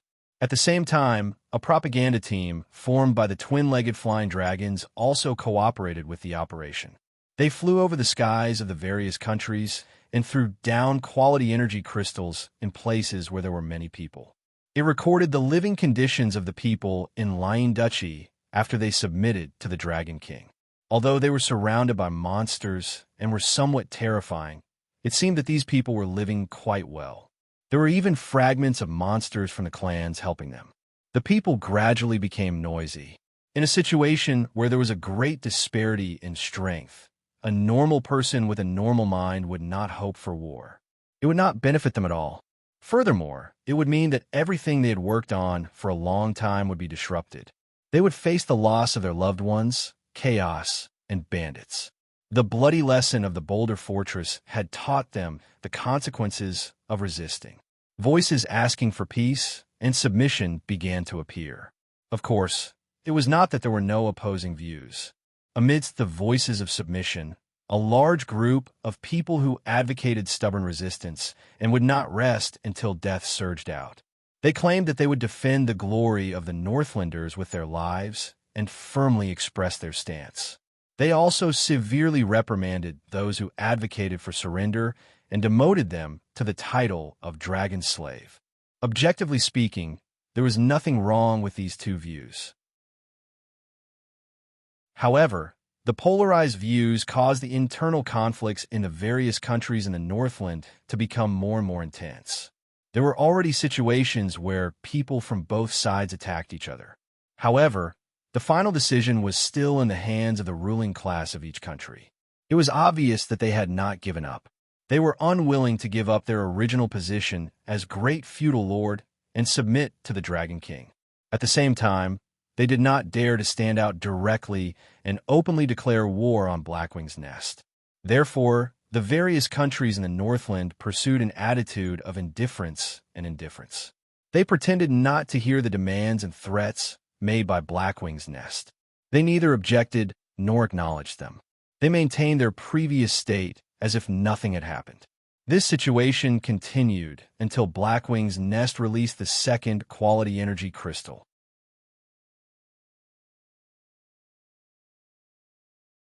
Chapter 2:26. This time, the camera did not move.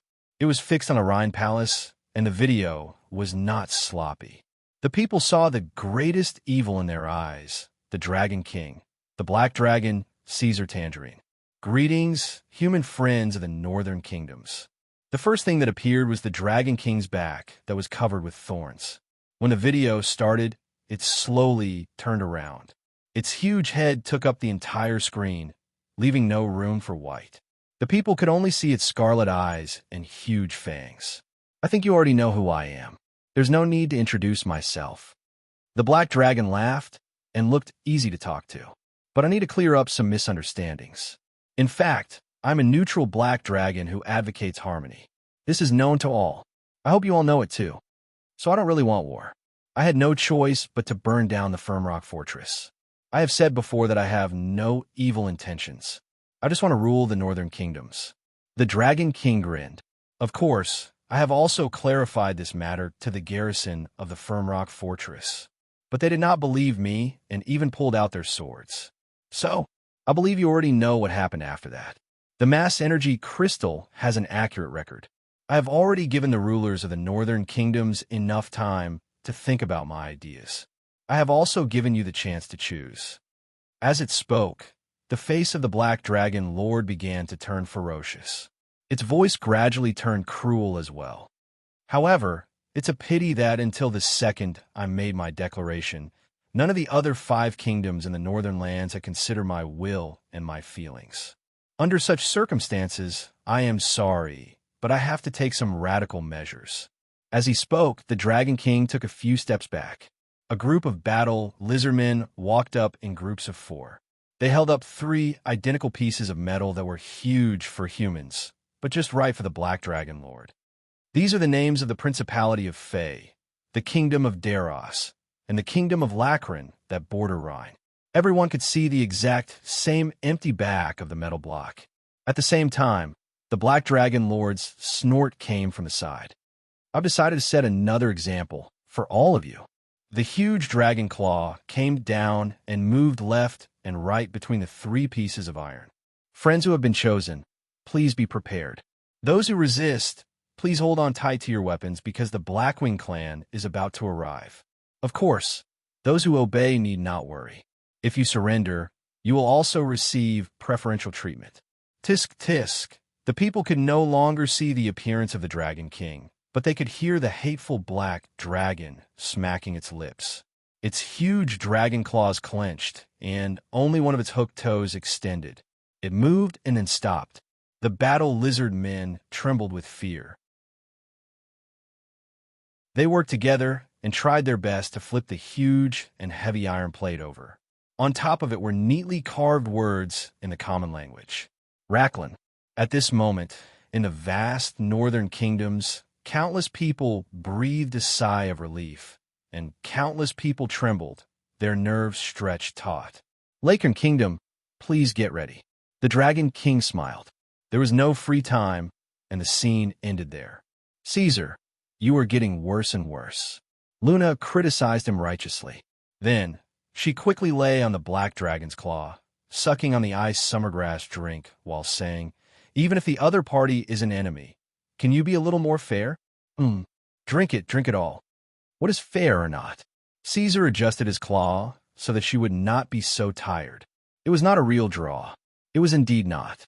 In fact, on the back of the 3 completed pieces of iron, there was only one name engraved, Lacern. This also meant that even if Caesar randomly pointed and flipped over any piece, he would only make the same choice. No matter what, Lacern was a sacrifice to make an example of the others. It was not that Caesar was biased against this kingdom. On the contrary, he admired the Lacern Kingdom very much. After half a year of investigation by the shapeshifters, the Lacern Kingdom was ranked first among the kingdoms that were least likely to submit to Blackwing's nest. The people of this kingdom were a bit like the current Stone Crow clan. They had always been xenophobic and extremely united. Almost all of them were stubborn and generally believed in the god of war. They boasted of their strength and pursued glory. Both men and women yearned to become knights and were proud of dying on the battlefield. Under such circumstances, to subdue and rule the Lacern Kingdom through diplomatic negotiations and other means was an almost impossible task in anyone's eyes. Moreover, Caesar was a dragon and not a human, so it was even more difficult. In his calculations, this kingdom could only be destroyed but could not be subdued. It was just like the 12,000 soldiers of the rock fortress. They were stubborn and worthy of respect. But admiration was admiration. It did not mean that Caesar would bypass this kingdom. No matter how much this black dragon had a bottom line, it could not change his identity as an evil dragon and the fact that he was a conqueror. And conquerors had to be stained with blood. Screech. The cry of a wyvern came from outside the palace. It was the voice of the leader of the Wyverns, Husky, and also the Horn of War. The Blackwing clan had finished gathering. After half a year, they started a war for the second time and launched an attack on Lakern, the neighboring kingdom of Rhine. According to the plans and overall planning of the Demolic Leon, in reality, if they wanted to destroy the Lakern kingdom, they only needed to mobilize the forces of the Hound clan, the Beastman clan, and the twin-legged Flying Dragon clan. Moreover, it was more than enough. Unless the armies of the two neighboring kingdoms all surged into Lakern, or a legendary figure suddenly appeared out of nowhere, there would be no turning back. The other party would not have a chance to turn the tables. However, Caesar still did not care about the loss of resources and had the entire Blackwing clan move out. The true meaning of this war was not to purge the Lakern kingdom. Instead, it was to prevent another war from erupting in the northern lands after the war. Therefore, they had to fight until the other countries were afraid, until they were terrified, until they no longer had the courage to face the Blackwing nest. Driven by this goal, the Black Dragon Lords set a hard standard for Hog. Within 3 days, they had to break into the palace of Lakern and destroy all of the large-scale armed forces of Lakern. This was going to be a lightning war. In the end, reality proved that he had underestimated Hog. Or rather, he had overestimated the resistance of Lakern.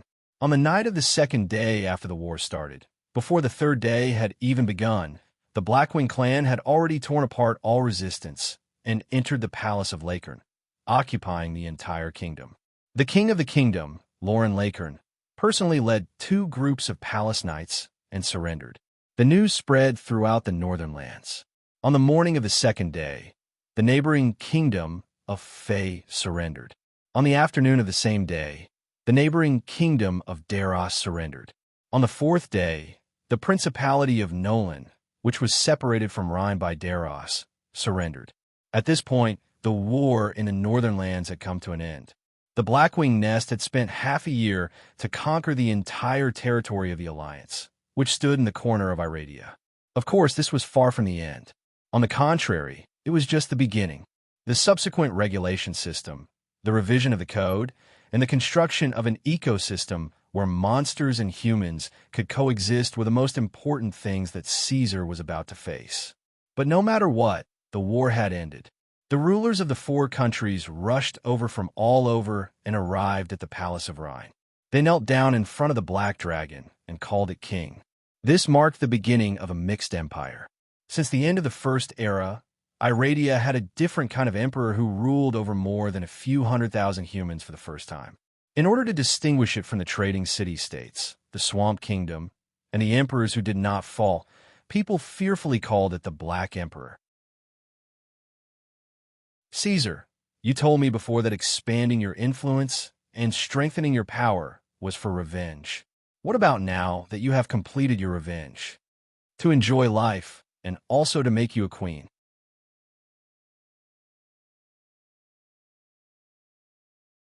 Chapter 227. The little fellow ran away very quickly. Didn't you agree to get married? The Black Dragon looked at her back as she ran away and let out a series of groans. He had wanted to strike while the iron was hot and ask when Luna would be able to create a fairy dragon with him. He had even prepared the transformation necklace, and it was a double set. But since she ran away, he would ask again next time. The Rhine court was now under the strict control of Blackwing's nest, so Caesar did not have to worry about her safety. Since the little fellow was not here, he could summon that weird and twisted fellow. Before the Demolic arrived, Caesar had already gone through his thoughts while waiting. So after seeing Rain, he did not waste any extra time to slowly start the conversation. Instead, he went straight to the point and asked, "How do you think we can make the humans in the northern countries truly accept an evil and ruthless black dragon as their ruler?" This was not a small problem. With Caesar's identity, it might be easy to make the underground clans submit to him, and it would be relatively easy to subdue the evil monsters. But if he wanted to truly rule these humans, he would have to spend a lot of effort. Times had changed. It was no longer the First Era when dragons ruled the land. Looking at the overall situation in Iradia, The future of the human race was very good. They had great potential, but they were far from reaching their peak, not to mention declining. Under such circumstances, there were no other races in Iradia that could step on them. The last true dragon that could truly rule the human race could be traced back to the First Era. The history of humans controlling their own fate had lasted for more than 3,000 years. In fact, they had long forgotten the taste of submitting to other races. It's very difficult to make humans obey from the bottom of their hearts, Your Majesty. Aren't necromancers the best at playing with people's hearts? The black dragon's head leaned forward a little, and he stared at him with his red eyes. He let out a slightly dissatisfied snort. Of course, he knew that it would be difficult. However, this was something that had to be done. Otherwise, conquering the various countries in the north would not only not help Caesar, but would also become a burden that would drag down Blackwing's nest. Ryan's heart tightened. He was a smart necromancer. Otherwise, he wouldn't have been able to escape from John Arthur's relentless pursuit. Currently, in the Blackwing's nest camp, the Demolic was probably the most quick-witted fellow. Furthermore, he was originally a human and understood Iradia quite well. This was also the reason why he had been summoned by Caesar for questioning. Almost instantly, Ryan summarized a few important pieces of information from the Black Dragon Lord's words. Firstly, the Dragon King was different from the other Pinochet dragons. It was very attentive to its own kin, unlike the normal Pinochet dragons who usually ignored them and only pulled their kin up as cannon fodder at critical moments. It was really thinking about how to unleash the power of its kin as much as possible, and its thinking was comprehensive and meticulous. Secondly, the Black Dragon Lord still had ambitions. It seemed that it was still unsatisfied with its current situation and had even bigger plans. Ever since Caesar had helped him kill Kohler's pursuers, Ryan knew that he had found the right evil dragon. Now, he was even more certain of this thought. For the sake of his own future and vision, the Demolic's mind spun quickly. After a short while, the soul fire in his right eye glowed faintly as he lowered his head and said, "Firstly, we have to eliminate all statements, poems, and books that slander you. We cannot allow any negative opinions about the Black Emperor to appear in the various countries in the north. If you want to know about the Dragon King and the Black Emperor, you can only learn about them through the channels under the supervision of Blackwing's nest. Any person or force that has not obtained permission is not allowed to mention anything about you, good or bad. If it's possible, we can change the introduction of the entire Black Dragon race and change it from evil to neutral. It would be best if we can remove the Black Dragon from the Pinochet dragons. You should know that in the various versions of the books, the Pinochet dragons are basically introduced together. This will also affect you to a certain extent. You can only listen and watch. You're not allowed to talk about it." Caesar wrinkled the scales on his forehead and summarized his thoughts. "That's right. Perhaps this won't be effective in the short term because the Pinochet dragons have left a deep impression on people. However, as long as we maintain a high-pressure situation, normal humans only have a lifespan of 100 years. After a few generations, at most 500 years, they will no longer know about this matter. With our correct guidance, people will be loyal and submit to you from the bottom of their hearts. In the future, there will even be fanatical worshippers of the Dragon King. In reality, humans who worshipped the Black Emperor had already appeared a long time ago. However, they were all evil organizations that prayed for status and the protection of the Dragon King. Now, they were gradually becoming active in the various countries in the north. Of course, if you were only joking with the other 3 countries back then and interfered with the hierarchy in the north, then I suggest that you use the method of ruling the Blackwing clan to enslave them. This way, the effects will be faster and more obvious. In reality, humans are no different from other intelligent creatures. Intelligent creatures can all be tamed." Indeed, Caesar agreed with Rain's words. Even intelligent creatures could be tamed. This could be seen for Garcia Whisperwind. Speaking of Garcia, he suddenly remembered that there had been no news from the Elven Forest for a long time. He did not know what kind of changes the powerful queen that they had nurtured had made to her homeland. However, the matter of communicating with the elven forest had to be delayed. Now, Caesar had other things to do. After telling Rain that he would be fully in charge of this matter, the black dragon shook his head. His sensitivity to the passage of time had increased, but his five senses were gradually weakening. His consciousness sank and quickly changed directions. Crossing the boundary between reality and illusion, Caesar blinked his eyes and found himself in a vast and endless darkness. In the distance, a trophy was gently swaying in the air. Its radiance guided the black dragon forward. Without hesitation, the black dragon walked forward briskly. As the distance between him and the trophy gradually closed, the object reflected in his eyes rapidly enlarged. The huge and heavy trophy also descended. Crimson gold grade reward. Ruler, under the incredulous gaze of the world, you single-handedly crushed the sturdy walls of the firm rock fortress. After that, one of the countries in the north was annihilated and the other 4 countries surrendered. You have completed a phase of ruling over the north. Under the throne, all living beings prostrate. Reward, order, royalty. There was only this one reward. There was nothing else. Caesar already had some understanding of the order ability. He knew that this ability could only be effective when he was in the outside world. Therefore, in the dark space, there was nothing for him to think about. The black dragon raised the front end of his right limb and touched the crimson gold trophy lightly. Amidst the fragmentary light, he completed the acquisition. Then he left the black dream and prepared to begin his own experiment.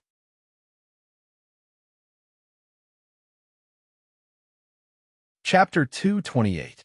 Royal Authority. Caesar said softly as he faced the vast mountain range that stretched on and on. It was like the scene when he used the spotless land. A gentle breeze surged and spread in all directions, but the effect was the same as before. He did not notice any unusual changes after that. Of course, this might also have something to do with Caesar's abnormally low perception. The black dragon was already experienced. He was neither confused nor hesitant. He returned to the Rhine Palace and waited for about half a day. Then, he informed Hogg to find a few of the most worthless jack-o'-lanterns in Blackwing's nest. After Hogg retreated a certain distance, the black dragon lord began the experiment again. Order, royal authority. In an instant, a few jack-o'-lanterns who did not know what was going on and were trembling in fear immediately let out painful howls. Then, they quickly shut their mouths. It was as if an invisible hand was pressing them to the ground. Their limbs were spread out and stuck to the ground, unable to move an inch. And this was only the initial scene. As time passed, blood gradually flowed out of the jack-o'-lanterns' mouths, eye sockets, and ears, but they could not make any sound. By the time Caesar realized this problem and stopped the order, the 5 jack-o'-lanterns were completely dead. Without any emotional fluctuations, the Black Dragon Lord called out. The battle lizardmen who were on guard outside the palace immediately ran in and dragged the 5 twisted corpses away, leaving behind streaks of filthy blood. Is it an order similar to draconic aura? Caesar thought. No. The range of the effect of royal authority was obviously smaller than the dimensional suppression produced by his body. Even the battle lizardmen who were waiting outside the palace were not affected. Moreover, even the draconic aura of the mother of evil dragons, Tiamat, would at most scare these jack-o'-lanterns to death. It would not cause substantial damage like rupturing blood vessels and internal organs. Heavy pressure? Force field? He slowly figured it out. After thinking for a while, he signaled Hogg to find the strongest husky in Nero in Blackwing's nest. He was ready to try again. Get ready and resist with all your might. Let's see if it can affect you. When the Wyvern Chief and the Demon Hound Chief arrived, Caesar reminded them. He did not give the 2 chiefs a chance to ask questions and directly said, Order, royalty. An unprecedented pressure descended once again. The unprepared wyverns and demonic hounds were immediately pressed to the ground. However, compared to ordinary gnolls, they were very powerful clan leaders. Therefore, this time, Nero and Husky were able to move and make sounds. The dragon vein wyvern, which was more than 8 meters long, let out a sharp cry. It obeyed its master's order and tried its best to resist. Its wings flapped back and forth, its feet scratched the floor, and its tail was stretched into a straight line. However, even if it screamed endlessly, it still could not stand up. On the other hand, the Demon Hound leader's performance was better. As the leader of the clan who could tear Black Shia apart, Nero's strength had increased again after completing the Devour Living Body talent. His combat power had increased from 347 to 400. It should be noted that this was a value that only an adult black dragon could have. In a low howl, it twisted its body and gradually stood up. Even if it was under great pressure and its limbs were trembling, it still stood up firmly and slowly. However, right after that, Caesar heard the sound of bones breaking. Nero was knocked into the dust and pressed back to the ground. His condition was even worse than that of the Wyvern Chief Husky. His eye sockets were already bloodshot. Under the throne, all living things prostrate. The more they resisted, the stronger the counterforce would be. Caesar stopped the order ability at the right time. Nero and Husky were not gnolls that could be abandoned at will. These two were his treasures, his right-hand men. If he accidentally killed them, the Black Dragon would be heartbroken. Hog, take Nero to rest. If it doesn't work, find a few northern priests. Those guys should still be alive. Yes, your majesty. The Gnoll chief called a group of wolf pups and carried the immobile demon hound chief away. While witnessing this process, the Black Dragon turned his head slightly to the Wyvern Chief Husky, who was in a better state, and asked, "How do you feel?" "Master." The Wyvern Chief Husky panted. There was confusion and shock in his eyes. He did not understand what kind of magic this was. "It's like a hand is pressing down on my body, tearing my organs and locking my throat. It's terrible, although it looks fine on the outside." Husky bent his neck and spread his wings slightly. He looked at his body from left to right. "But I feel that there is damage inside my body." "It hurts, master." In that case, Caesar rubbed his thick and sharp chin and nodded. "I know. You can leave too. If you can't, stay with Nero and let Hog arrange treatment for you."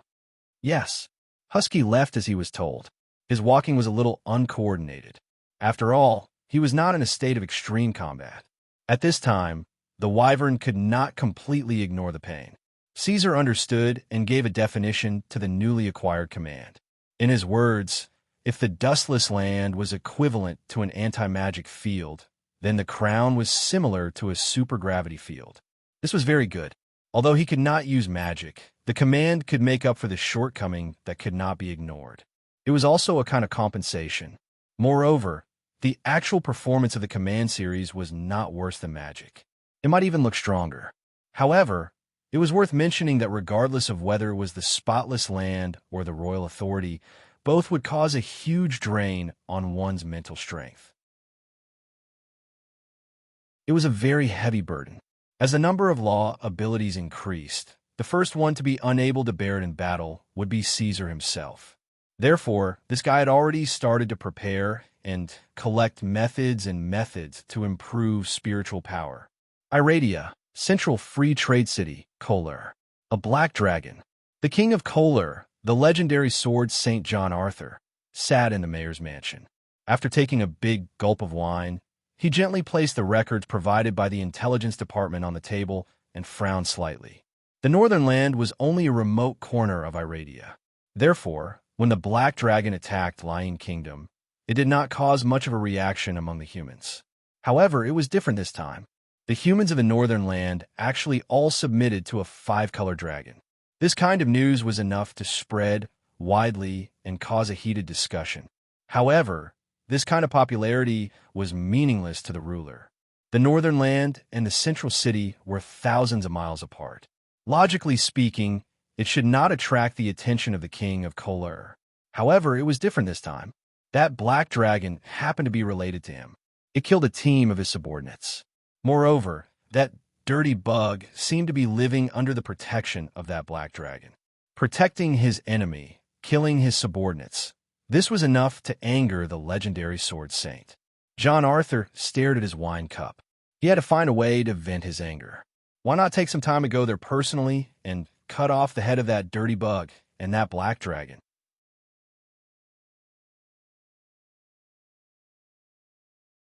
Chapter 229. With the acquisition of Order royalty and his growth in recent years, Caesar found that his comprehensive combat ability value displayed in the verification device had exceeded the 1,000 mark.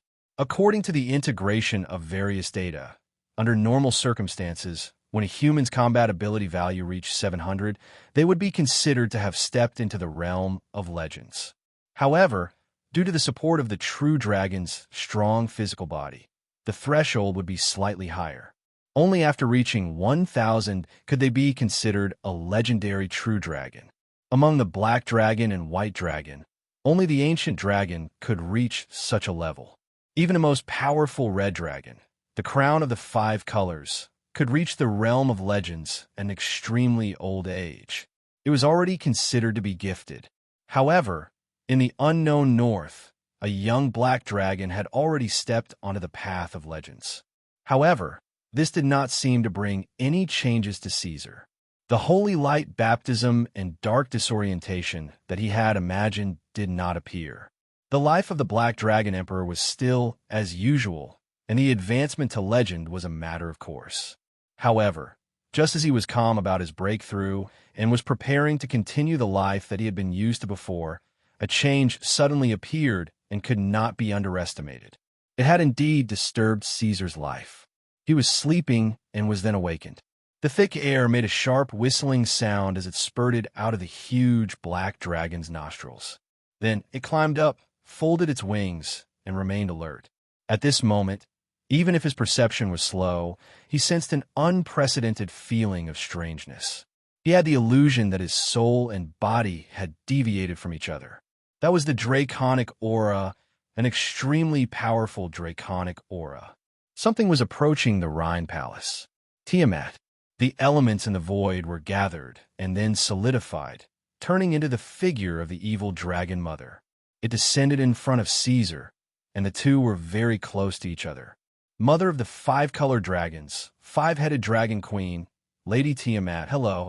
After seeing this scene, Caesar's eyelids twitched slightly. It was rare for him to be a little flustered. He lowered his body slightly and spoke in a low voice.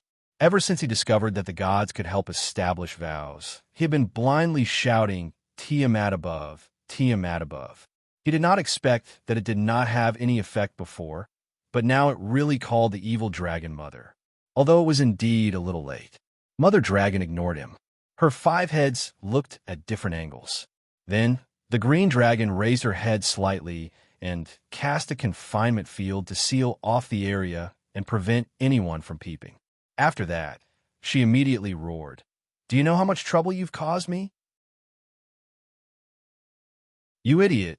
It doesn't matter if you destroy the Lacran Kingdom, but you actually dared to overturn the Lacran Kingdom's temple. Do you know how difficult it is to deal with Quel'Quizad?" Caesar knew that as his strength gradually increased, Tiamat's attention and dissent was inevitable. He had long been mentally prepared, but the evil dragon mother's curses still caught him off guard. The void projection was extremely realistic. Even the saliva that splashed out was extremely vivid, as if it was going to spray on Caesar's face. He subconsciously took 2 steps back. He thought for a while before he understood where Tiamat's seemingly brainless words came from. The Lacran Kingdom's faith was extremely firm. The entire kingdom served the god of war, Quel'Quizad. There was more than one temple in Lacran. Unfortunately, in the war, under the iron hooves of the Blackwing clan, all of these were destroyed. The destruction of the temple was indeed a blasphemy to the gods. It was enough to infuriate them. However, although this guy was very noisy, he was in fact not a follower of Tiamat. This should be easy to tell. Logically speaking, no matter what, Quel'Quizad would not blame this on Tiamat. Idiot. The evil dragon mother, who had lived for countless years, was certainly not stupid. So just by seeing the slight changes in the black dragon's expression, she had already guessed what this guy was thinking. She directly said, "I took the initiative to look for Quel'Quizad to ask him to stop messing with you." As a god in charge of war, Quel'Quizad had high-level divine power. He was even more powerful than the evil dragon mother, Tiamat herself. However, although Tiamat only had mid-level divine power, due to the special nature of her clergy, Her words were also very important among the gods. The evil dragon mother had many believers, and there were many ancestral true dragons who could fight against the gods. If she really wanted to turn hostile, even if she was facing a god with high divine power, Tiamat was not afraid. So in her words, she was neither respectful nor fearful of Quel'Quizad. However, these words were a little interesting to the extent that Caesar did not know how to respond. Thus, Tiamat stared at him from head to toe for a while before opening her mouth again. Her voice no longer had the ruthlessness from before and had regained its calm, dignified, and deep tone. You have to accept this favor of mine, my child. This was the standard way of speaking for the evil dragons. They were straightforward and did not try to hide anything. I will remember my great ancestor. Even though he did not know whether this was true or not, Caesar still forced a smile onto his face. It is not easy for the black dragon race to grow up to look like you. As expected, all of the aberrations born among the Penishade dragons are strong and clever children. Tiamat was very satisfied. She chuckled before suddenly becoming serious again. However, children with souls from alternate worlds like you all lack the most basic respect for the gods. Regardless of whether it is Koingu, Dios, or Mad Clamor, they're all idiots who have no faith. As the evil dragon mother, Tiamat was very familiar with all of her bloodlines. Not to mention that Caesar was completely different from a normal black dragon. Even if he looked exactly the same as Black Shia, Tiamat would still be able to see through his true nature. She even knew that he came from another world. She raised her 5 dragon heads and looked down at Caesar with her 10 eyes. What do you think I should do with you? A ferocious expression appeared on Tiamat's face as she gritted her teeth. It appeared that she had suffered a lot at the hands of these aberrations. At the very least, she did not gain anything from them. Her emotions were inevitably stirred up as she recalled the past, and the violent dragon might that belonged to the evil dragon mother surged forth once again. However, Caesar was not afraid at all. This was because the verification device was constantly reminding him that the Tiamat in front of him was just a useless void projection that lacked any deterrence.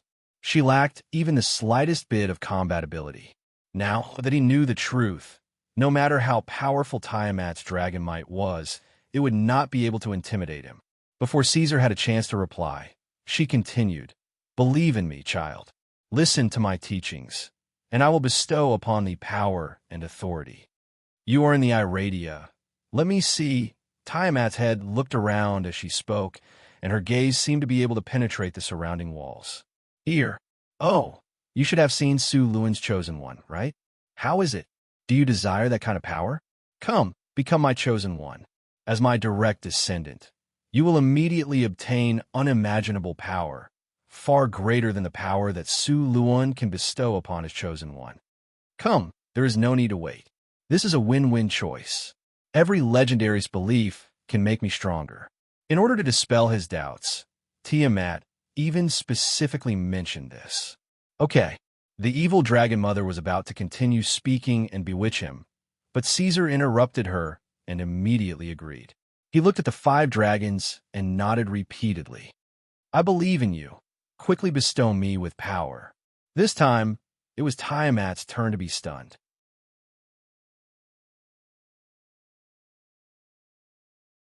Chapter 230. Tiamat was stunned. The 5 dragon heads tilted back slightly at the same time. Things had gone so smoothly that she felt like it was unreal. It had to be known that when she had tried to absorb the faith of other mutants, she had gone through unimaginable twists and turns. The key was that she had not succeeded in the end. But now it had been done so easily. The evil dragon mother thought for a moment and sized up Caesar in front of her again, as if she wanted to peer into his heart. Soon, Tiamat's red dragon head suddenly shook. She seemed to be very angry and let out a loud dragon roar that shook the world. "Are you fooling me? Caesar Orderonso Tangerine, you have disappointed me too much. You have no respect for your mother. So how can you talk about faith?" The red dragon head leaned forward and its fangs pierced through Caesar's body. "As a chromatic dragon, I know everything about you. Don't even think about deceiving your mother. As the creator of the Penishade dragons, the Dragon Queen's head was also the manifestation of her divine power. The Red Dragon Queen's head represented strength. The Blue Dragon Queen's head represented authority. The Green Dragon Queen's head represented wisdom, and the Black Dragon Queen's head and the White Dragon Queen's head represented greed and wildness. Since the evil Dragon Mother had projected herself here, it was naturally impossible to fool her. Caesar also knew this, so he lowered his head and pretended to be stupid. He let out a simple and honest laugh like when he was young and admitted defeat. "Ancestor, my words come from the bottom of my heart. But, as a mutant soul, before I came to Iradia, I did not have the concept of gods or faith." This guy had thought to himself before and said, "Since it's free, I'll believe a little more." His mouth was howling and his chest was thumping, but in the end, he did not believe it at all. "I knew it. You mutants are all like this. You have no faith and are unreasonable. You will definitely become a disaster and rebel in the future." Caesar spoke the truth, but did not calm Tiamat's anger. She took a step forward, closer to the Black Dragon, and stared at him. After a brief silence, Tiamat spoke again. "I'm considering whether I should kill you now to prevent future trouble." What she said was true. The appearance of the Penishade dragon had left a very bad impression on her, as well as a painful memory that she could not bear to recall. If possible, in a situation where she did not have the confidence to completely control the Penishade dragon, Tiamat would rather lose this powerful child and kill it with her own hands. The void projection was solidifying. She really wanted to cross the boundless realms and descend upon Iradia. Caesar also noticed the abnormality. Knowing the other party's plan, his previous respectful and docile demeanor instantly disappeared. His dragon face became ferocious, and the patterns on his chest spread out with a dark red glow. Not only did this fellow not retreat, but he also moved closer to Tiamat. He arched his waist and raised his head, which was even more exaggerated than two dragon heads put together, until it was almost touching her. If Tiamat really wanted to descend, he would definitely not be able to escape. The evil Dragon Mother would not allow him to escape. Since the other party wanted to kill him, Caesar naturally would not care about the Dragon Mother. He would definitely bite back. It would be better to fight to the death at close range, using the spotless land to disturb the divine power, and then for a short period of time, they could fight at close range. Of course, this was only an ideal ending. If they really fought, Caesar did not know how strong the gods were. But no matter what, this black bastard was getting bolder and bolder.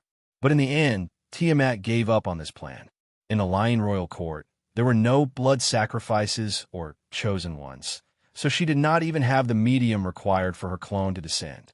If she were to forcefully cross the boundless realms and descend with her true body, it would cause her to expend an immeasurable amount of divine power.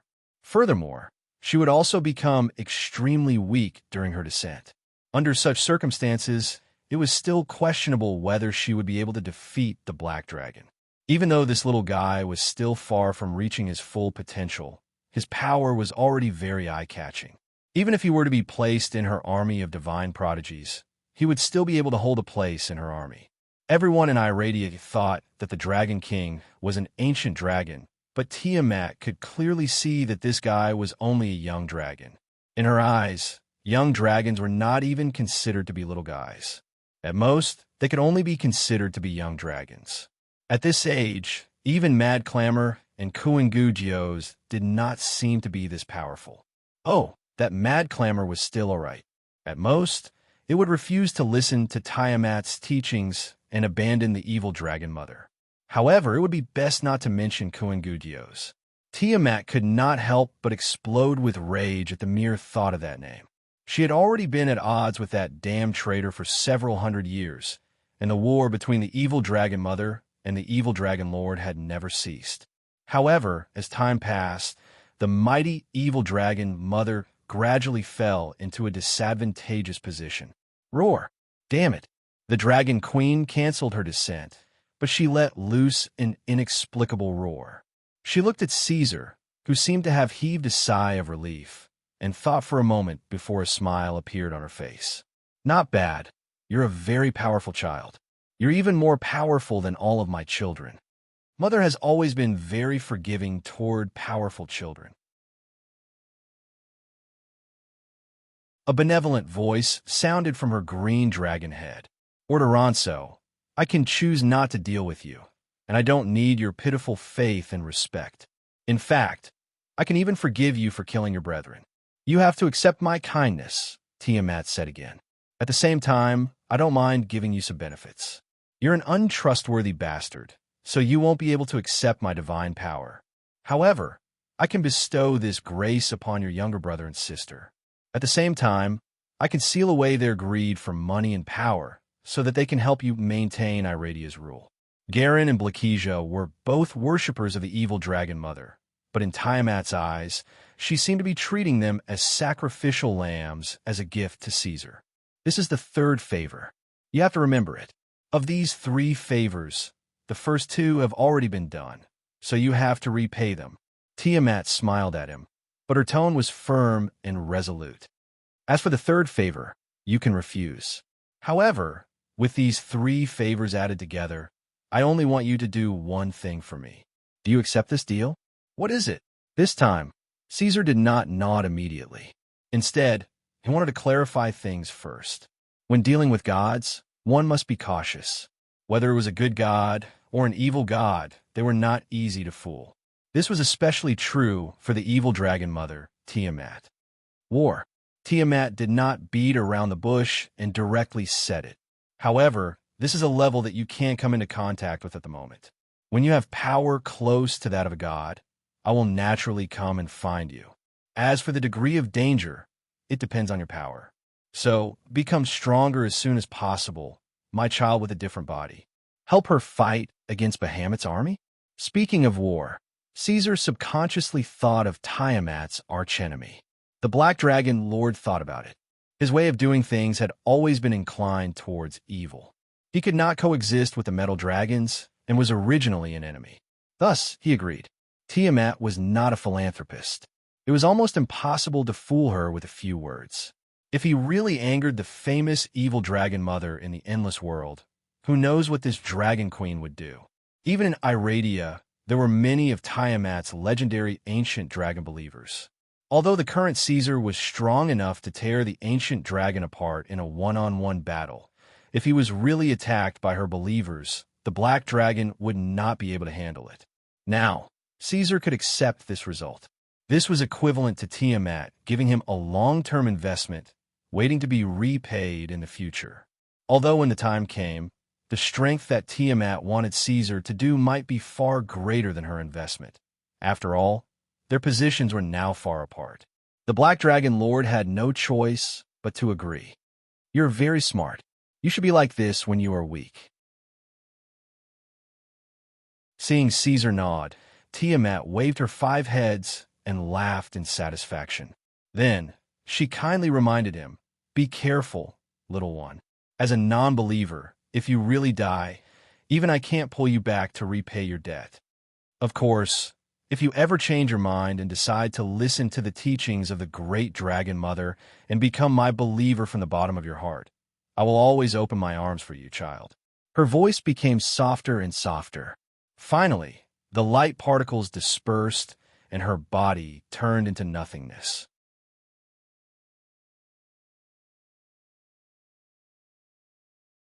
Chapter 231. Very quickly, Caesar noticed the changes in Blakesia and Garen. Tiamat was very generous. After she left, she gave the 2 little dragons God's favor. At the same time, she suppressed part of the nature of the 2 little dragons so that they would not be so sensitive to money and power.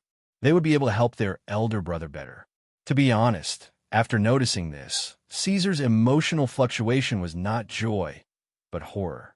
He had truly seen the influence that gods, especially Tiamat, could exert on their believers. As the mother of evil dragons, the Dragon Queen could easily dig out what she wanted from her Penachade dragon believers. Under her subtle influence, she could even gradually change their temperament and preferences, turning them into what the Dragon Queen wanted them to be. These were just ordinary believers. If it were the Pentashade dragons who had obtained God's favor, Tiamat's influence would be even stronger.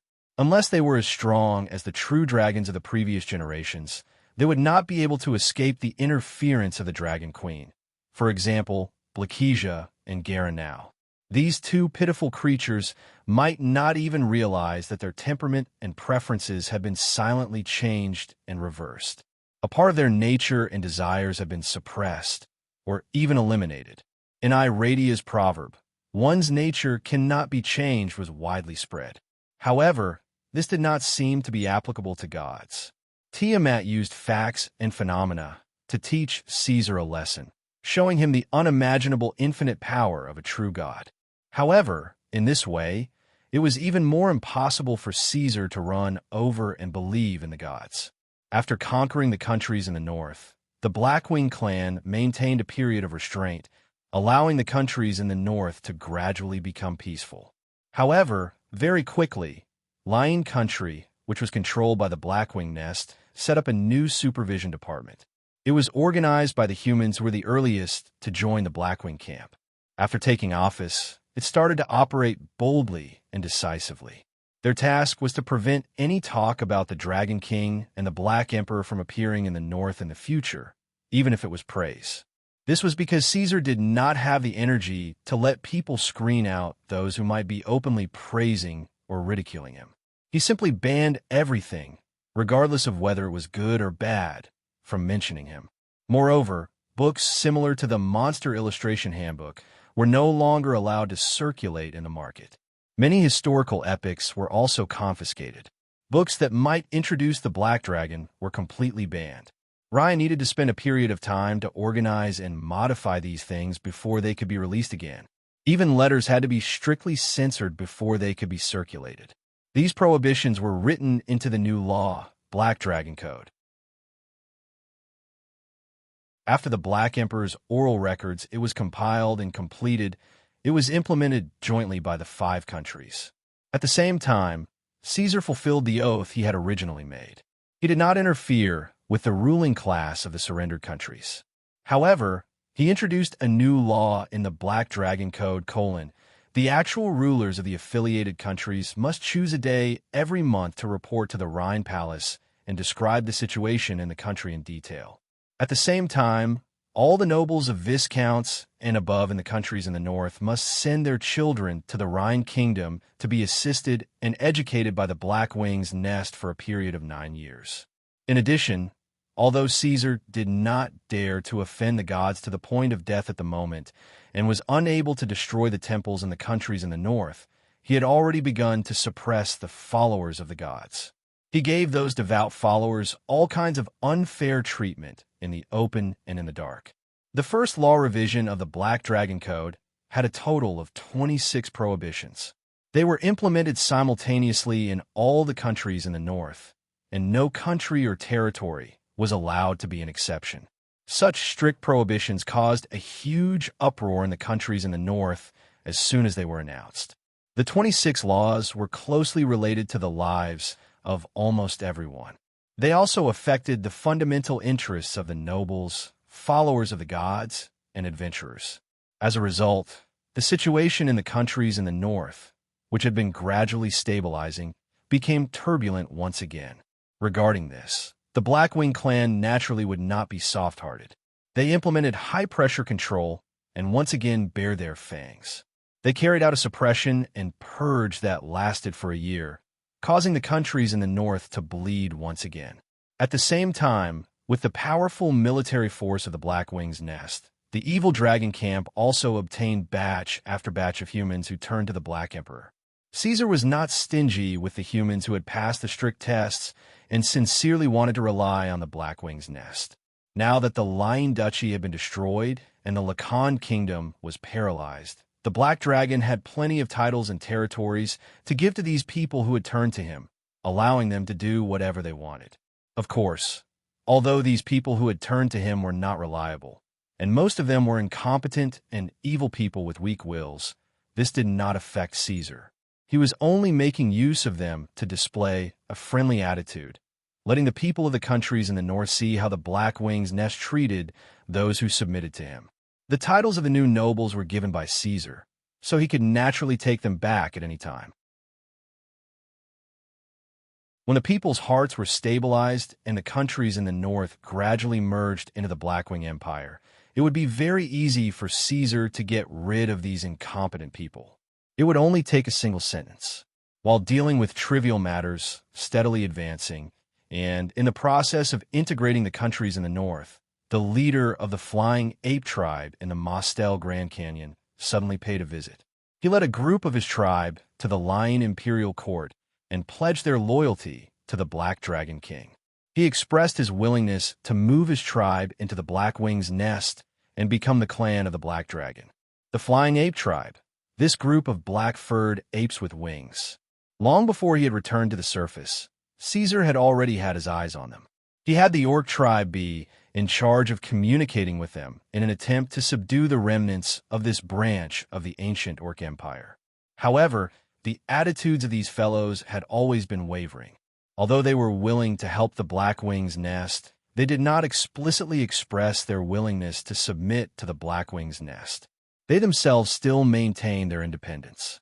This process continued for a few years, causing Caesar's originally friendly attitude to gradually cool down. Even so, out of consideration for the orcs and the fact that he had indeed used the Flying Ape tribe to set up traps and rob human merchants, Caesar did not take any action against them after that. He temporarily put them aside. But today, these black-furred gorillas could no longer sit still. The Dragon King had already conquered all the countries in the northern lands.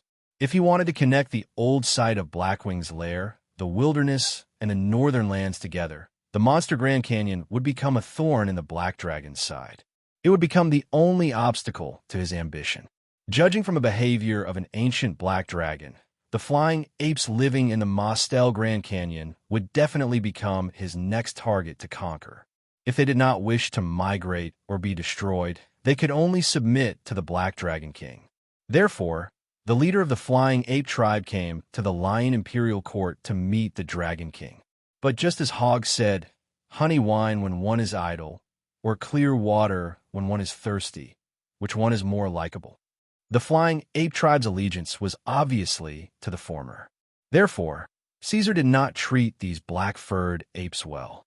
Although he did not treat them fiercely, he was not friendly either. After a few casual words, he sent them away and let the Flying Ape tribe continue to guard the Mostel Grand Canyon, temporarily acting as his eyes and outposts.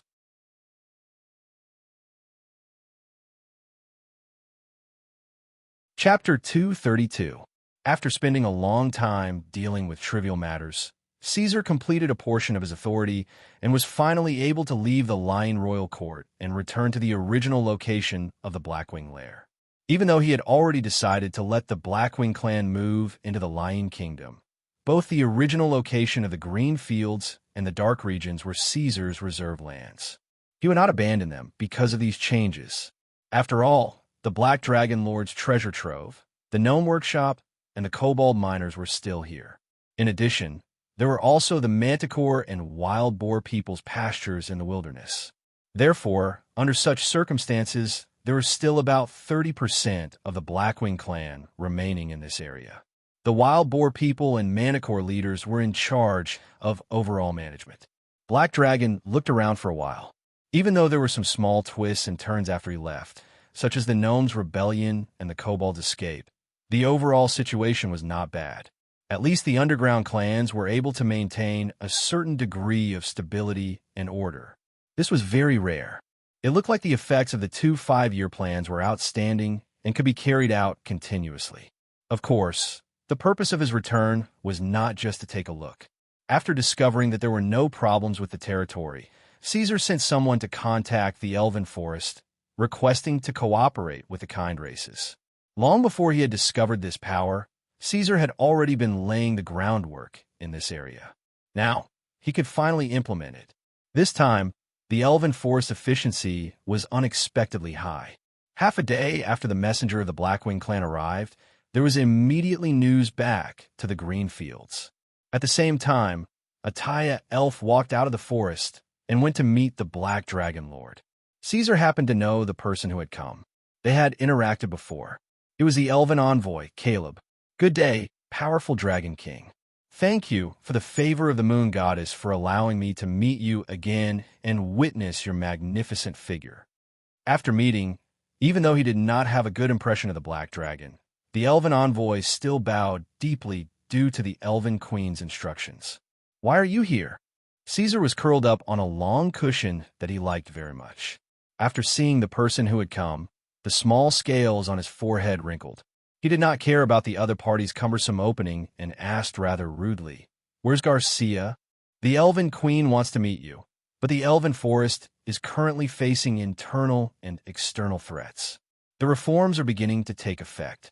Her Majesty is busy and unable to leave. I represent Queen Yufeng to ask for your understanding," Caleb said respectfully and formally. "Her Majesty Yufeng asked me to express her apologies to you. She told me that the Dragon King is her respected friend and partner. We are more than happy to cooperate with you. She also gave me full authority to negotiate." Tisk, Caesar snorted and said in a deep voice, "I'll give the Elven Forest 3 days to bring Jasha to me.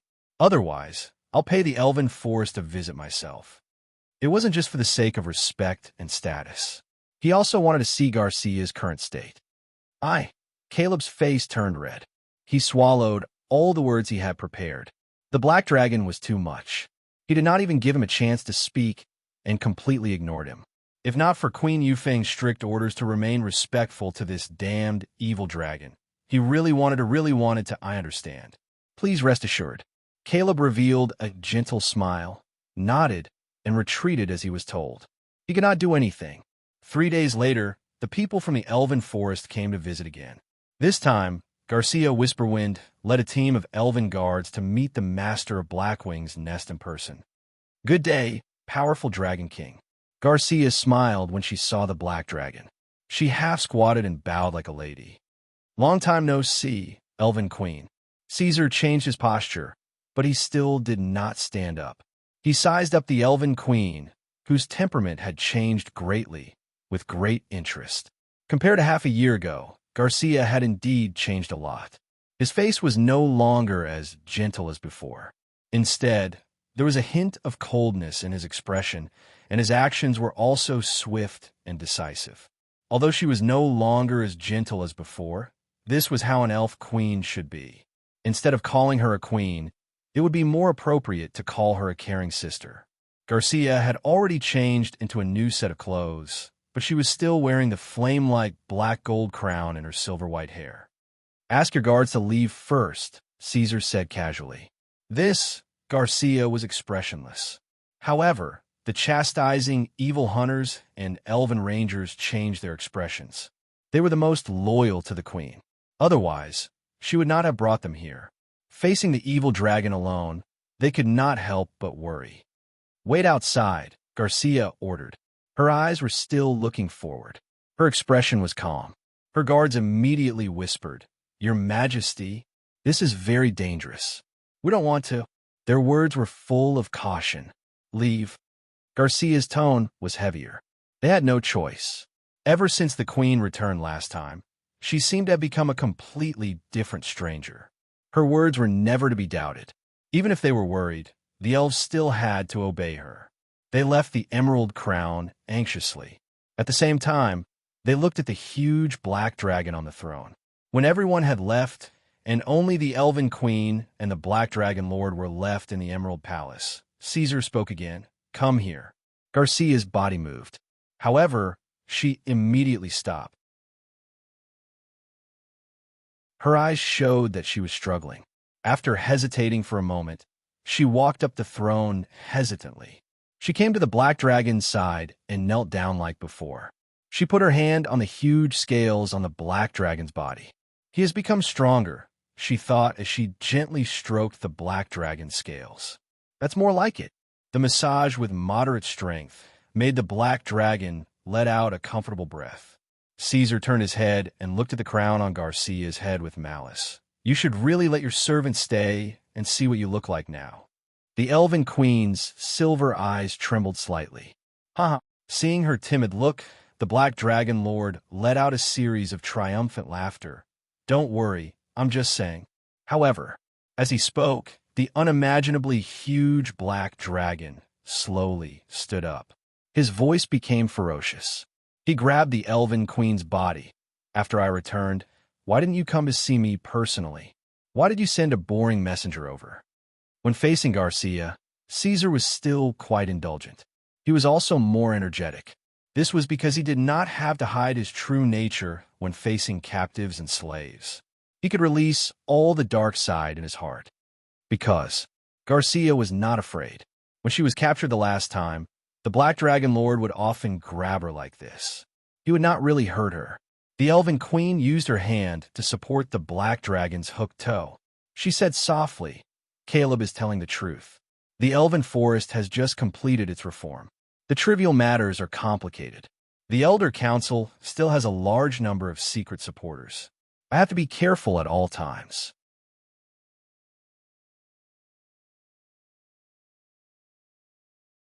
Chapter 233.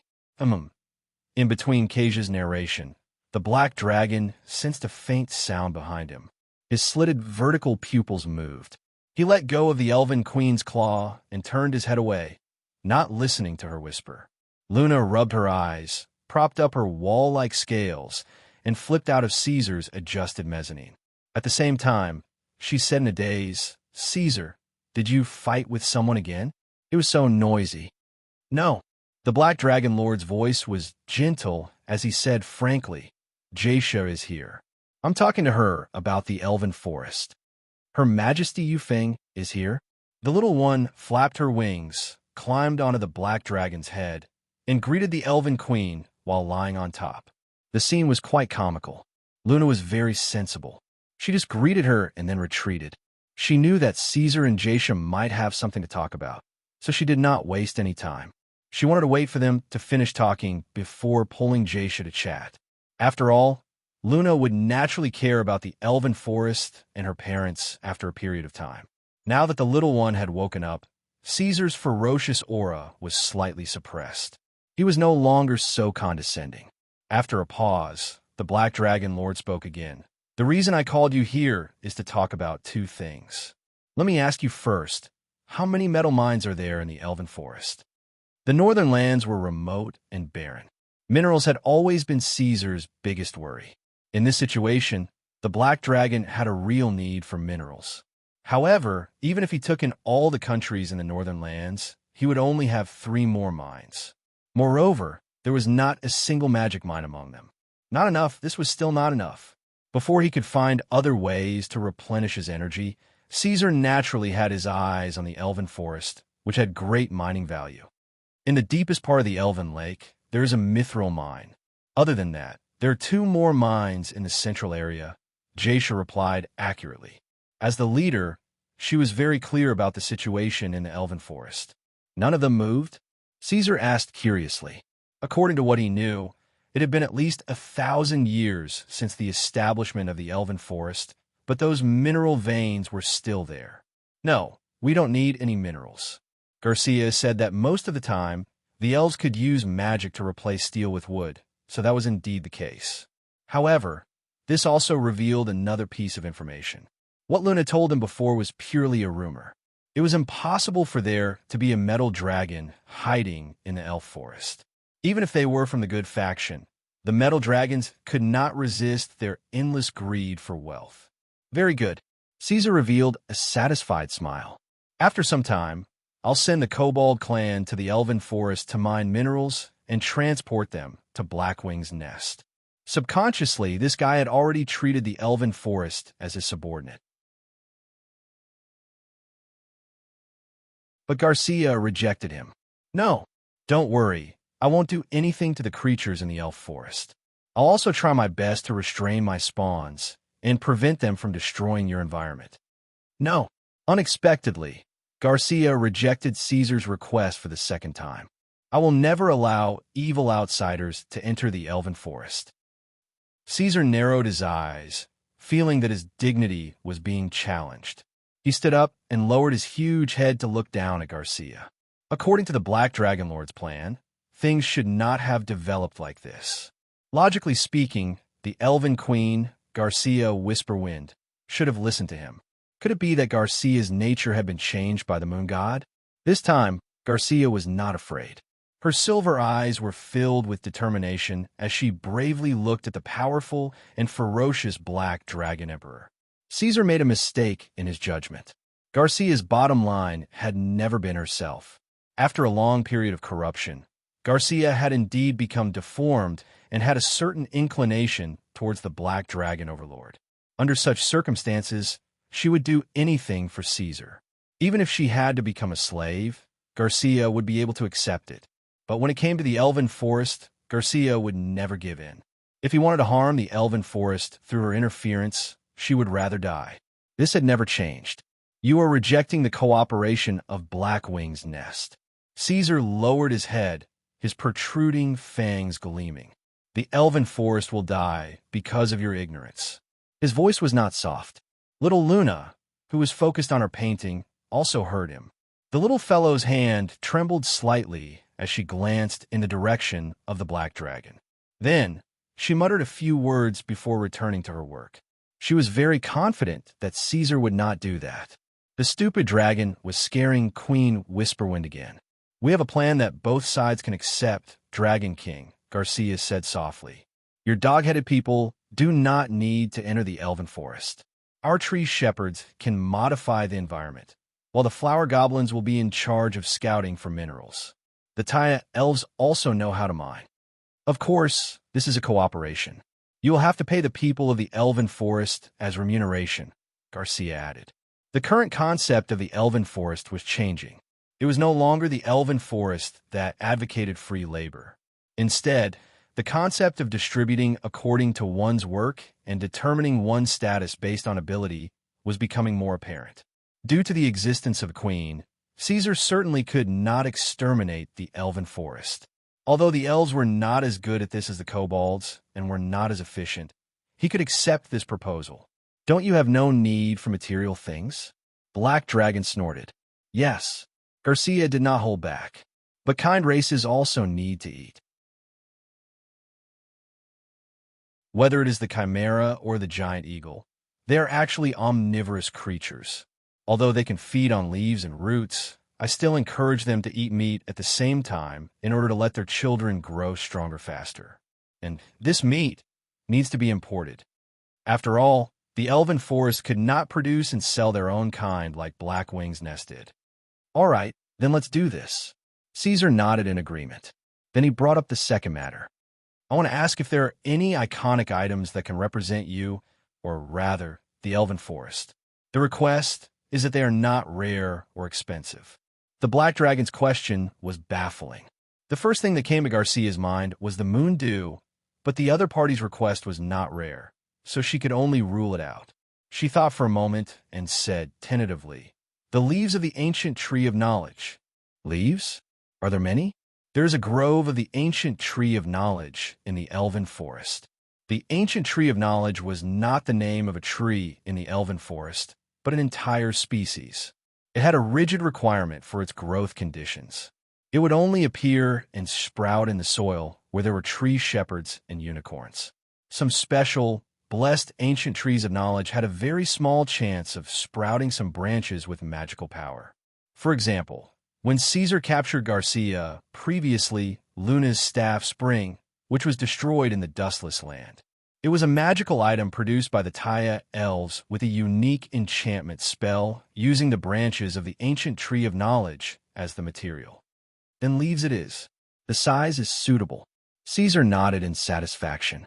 First, send a batch of well-preserved ones over. At the same time, I need to borrow the name of the elven forest. You don't mind, do you? Why? Garcia was alarmed and puzzled. She did not know why the Black Dragon Lord wanted the leaves of the ancient tree of knowledge for. Don't worry, it's not a bad thing. Iradia did not have the concept of the right of reputation. As long as it was not used for evil, Garcia should not refuse. Caesar explained, the northern kingdoms want to develop a new industry and produce a product. One of the specifications needs to be sold under the name of the elven forest and needs to be signed. Of course, whether you agree or not, I will use it. Caesar raised his head. I call this authorization. Together with the leaves, I will pay the elven forest a certain amount of compensation. After the discussion, the Black Dragon Lord left the Emerald Palace, giving Luna and Garcia time to catch up. He was prepared to go to the Manticore and Boar People's ranch to take a look. The Blackwing clan was gradually expanding. Although they had many territories and could survive by sucking blood from the northern kingdoms, it would be best if they could always be self-sufficient.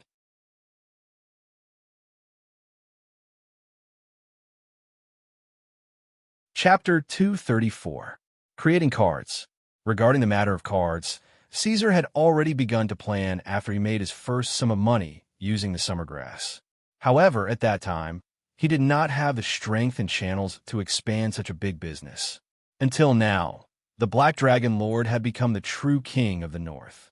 Only then did he have the strength to protect his wealth. He also had channels with humans and elves to export this business to the outside world.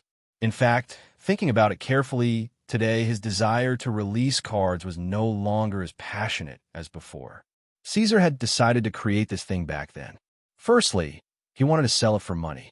Secondly, he wanted to expand his reputation in exchange for trophies. However, with the changes of the world, it seemed that these two goals could be achieved even without accumulating wealth through cards. As long as he drained the pond to catch all the fish, leeching off the countries in the north, and then launching a few large-scale wars without caring about the hidden dangers, it seemed that he could achieve a similar effect. Why should he bother? Indeed, there was a period of time when Caesar had forgotten about this matter. However, the pool was not big, and it was turbid and dark yellow. Not long after he was born, he ran out of the mother dragon's nest with two little dragons and chose this small pool to live in to avoid disaster. The Black Dragon took a step forward, walked closer, and lowered his head to take a look. Due to his huge weight, just by walking, this ridiculously heavy fellow could cause the ground to shake. The reflection in the water trembled slightly, reflecting Caesar's current face. It was ferocious, and full of barbs. In the blink of an eye, 20 years had passed. You're still here, right? Caesar smiled at the dragon's face in the reflection, showing his thick fangs. Chunjing, a pure and orthodox black dragon, would never consider such a clear-cut matter as creating cards and selling them. However, Caesar's body carried a completely different foreign soul. Money and fame were only one of the reasons. Even his so-called impact on output could be ignored. The crux of the problem was that he had a strong vision in his heart, which was to create cards. This was the obsession of a foreign soul. He wanted to show off things from his world to the spiritually barren Iradia. That makes sense. Black Dragon's cheeks puffed up as he stared at his reflection in the water and nodded. It was hard to tell whether he was trying to convince others or himself. Iradia is too boring. It needs entertainment like poker that is popular all over the world. Moreover, if it could really take the world by storm, the Black Dragon Lord would be in control of the price premium, and the wealth it would bring would be unimaginable. It would be far beyond what the northern kingdoms could provide right now. Fame could not only be exchanged for trophies, but it could also be used to clear one's name. It could also be used to control others. Perhaps stop. You're thinking about benefits again. This was the first thing that Caesar really liked and wanted to do after he came to this world. He was not a killing machine, and he also needed some relaxation and self-actualization. Even if the card did not achieve the desired effect, he should pay the bill for the feelings of his previous life and have some fun. Moreover, Luna was also very obsessed with these cards. Even if the effect was not as good as expected, he now had the ability to create a complete set of high-quality cards. He should just treat it as entertainment for the two of them. After convincing the profit-oriented dragon personality in his body, Caesar shook his head and crawled back with his limbs and tail. He had already seen the ranch, and the situation was not bad. Now he was ready to take Luna back to the Rhine Palace and set up the assembly line of the car production workshop.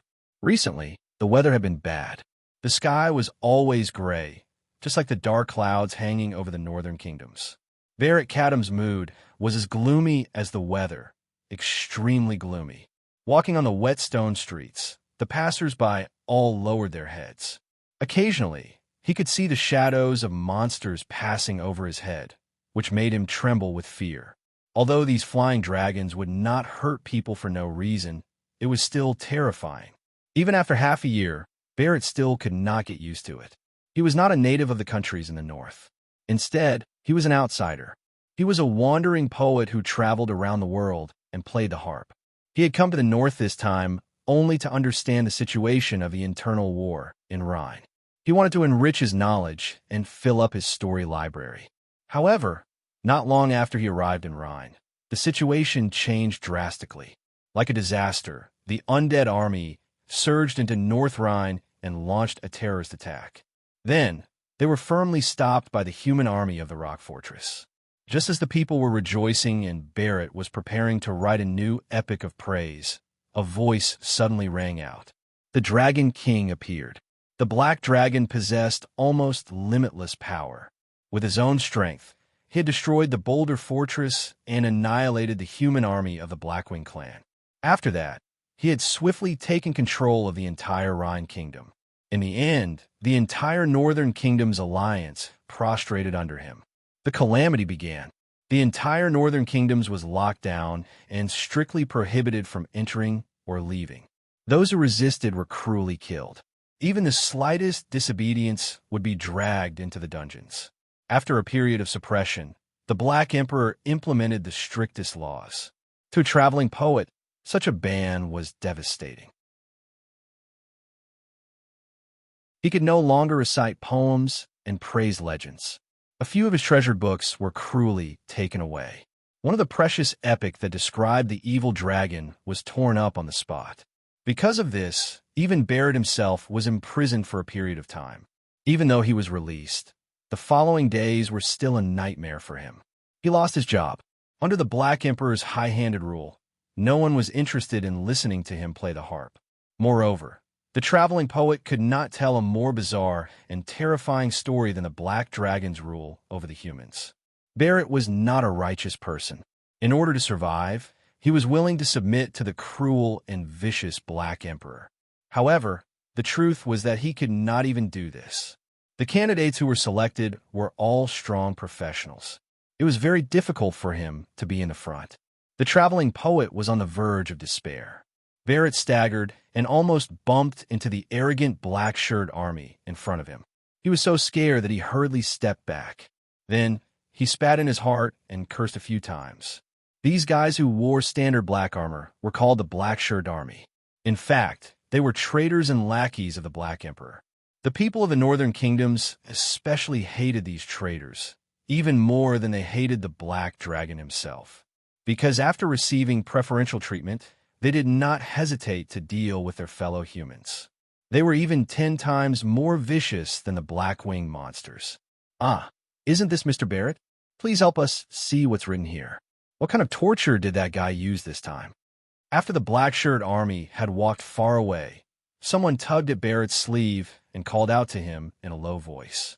They did not even dare to say the words Black Dragon. They could only call him that guy. Only God knew if there were any lackeys of the Black Dragon in the surrounding crowd.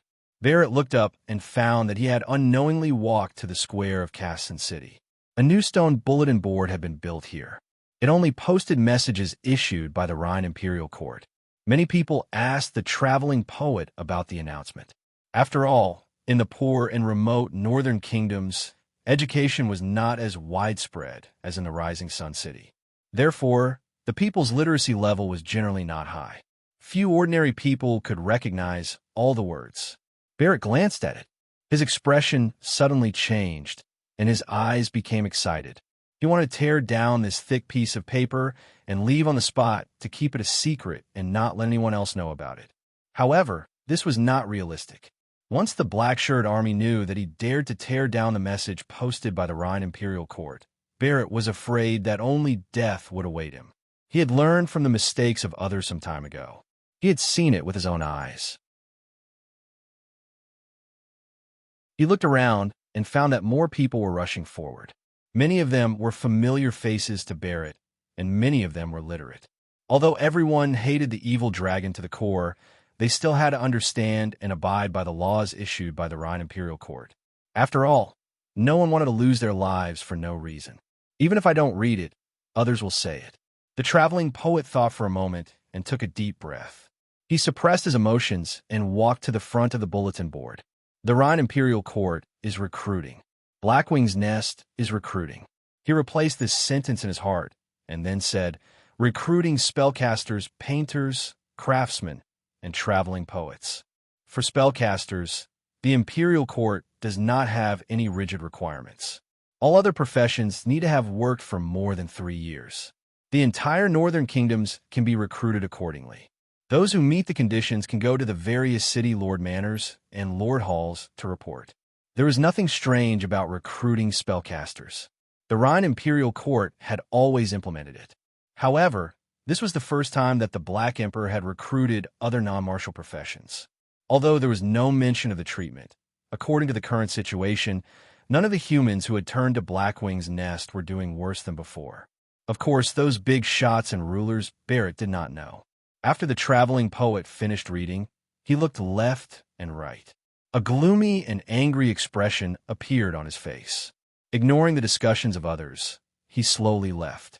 After turning 2 circles and finding that no one was paying attention, he put on the hood at the back of his neck and trotted to the city lord manors of Casson City.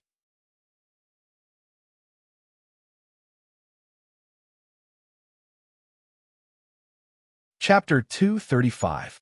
As he approached the city lord's mansion, the number of people in black shirts on the streets gradually increased.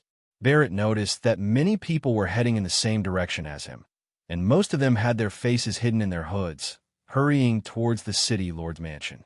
This made his heart tighten, and he subconsciously quickened his pace. However, further ahead on the road, there were already people running wildly.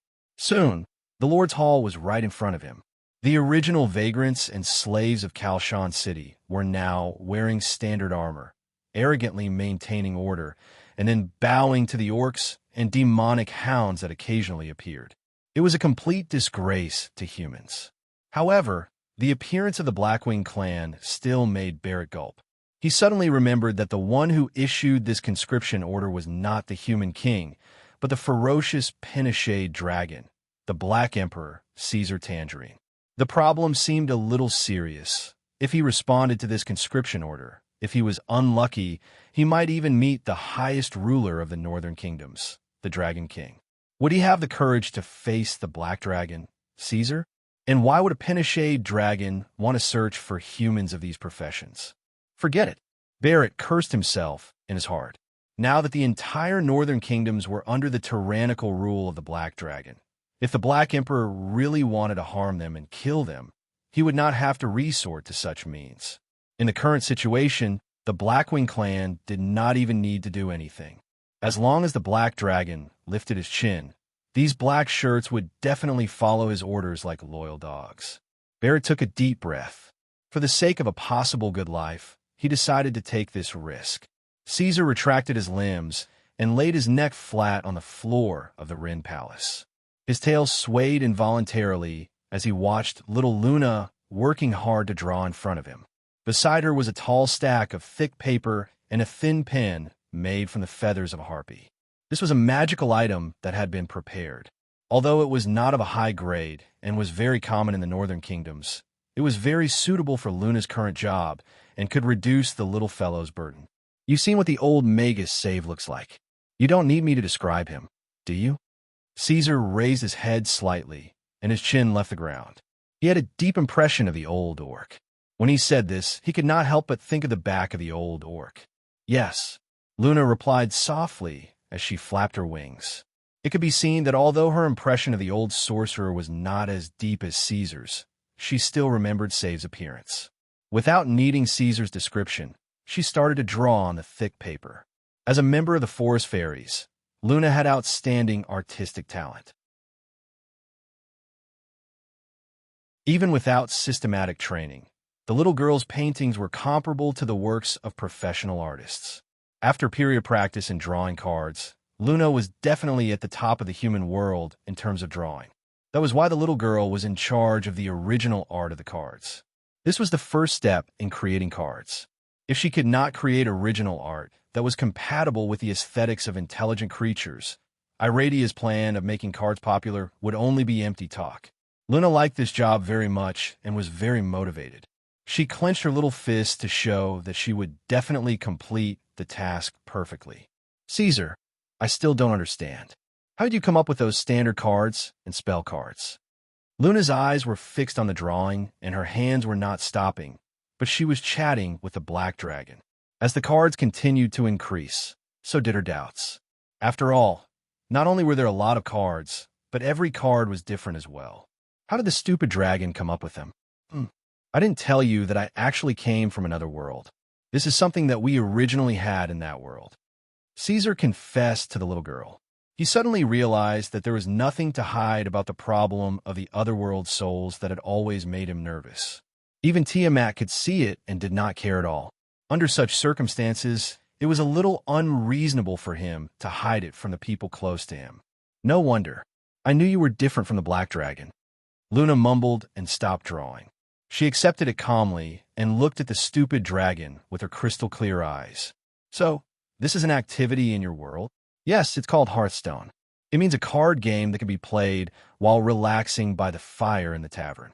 Caesar said with a smile. He was in a good mood after confessing. At the same time, he did not wish to reminisce for a while. However, he immediately pulled back to reality. Of course, that was the masterpiece of countless people's hard work. I don't remember many of the cards. So now, we are making a simplified version. It was indeed a simplified version. In addition to the 320 standard self-made cards, Caesar also planned to open 3 faction packs: Elven Forest, Northern Rhine, and Blackwing's Lair. They corresponded to the good, neutral, and evil factions respectively, so as to cover a wide range of target audiences. In addition, because of the Black Knight, Caesar had already thought of the faction pack for the Undead Realm in advance. The Dead Nagendro would be the core of this series, instead of Angramo. Of course, this was all in the future. Whether or not it would appear was another matter. If the feedback after the release was not good, the cards would once again become a game for Caesar and Luna. By then, these cards would be enough for the two of them to entertain themselves. Looking at Luna, focused on drawing the original art, Caesar felt a sense of calmness. This kind of leisurely and warm feeling was not bad. Life was not all about killing and war. After a pause, he said softly, since it's a simplified version, it should have a new name in Iradia. What do you think? Oh yeah, Luna responded subconsciously. Then, she realized that Caesar did not reply for a long time. She stopped drawing and looked up. Seeing the black dragon's expression, she asked, "You want me to name it?" Of course. These drawings are all your hard work. The characters inside are all memorable characters. Then, Luna thought for a while and asked tentatively, "Let's call it Elegy?" With an excess of artistic talent, there would be such a situation where one did not know what to say. Normal humans and creatures like orcs would not be able to understand the meaning behind this name. I think it's all right. Caesar thought for a while and felt that it was a little inappropriate. However, he did not have the habit of rejecting the little one. But after a long time, there should be different colloquial translations among the intelligent races. All right, we'll use this as the official name. Seeing that Caesar had agreed, the little one beamed with joy. After all, this was her painstaking effort that was equivalent to her own child. She was naturally happy to be able to name it. The Rhine Royal Court's recruitment order had already been sent out. While Luna was drawing the original art, the Dark Emperor did not even consider the initial investment. The assembly line workshop was quickly set up. On the other hand, it was not difficult to find copyists. Most of the spellcasters in the northern lands were now under the control of Blackwing's Nest. Most importantly, it was not easy to find a bard who was proficient in sound imitation.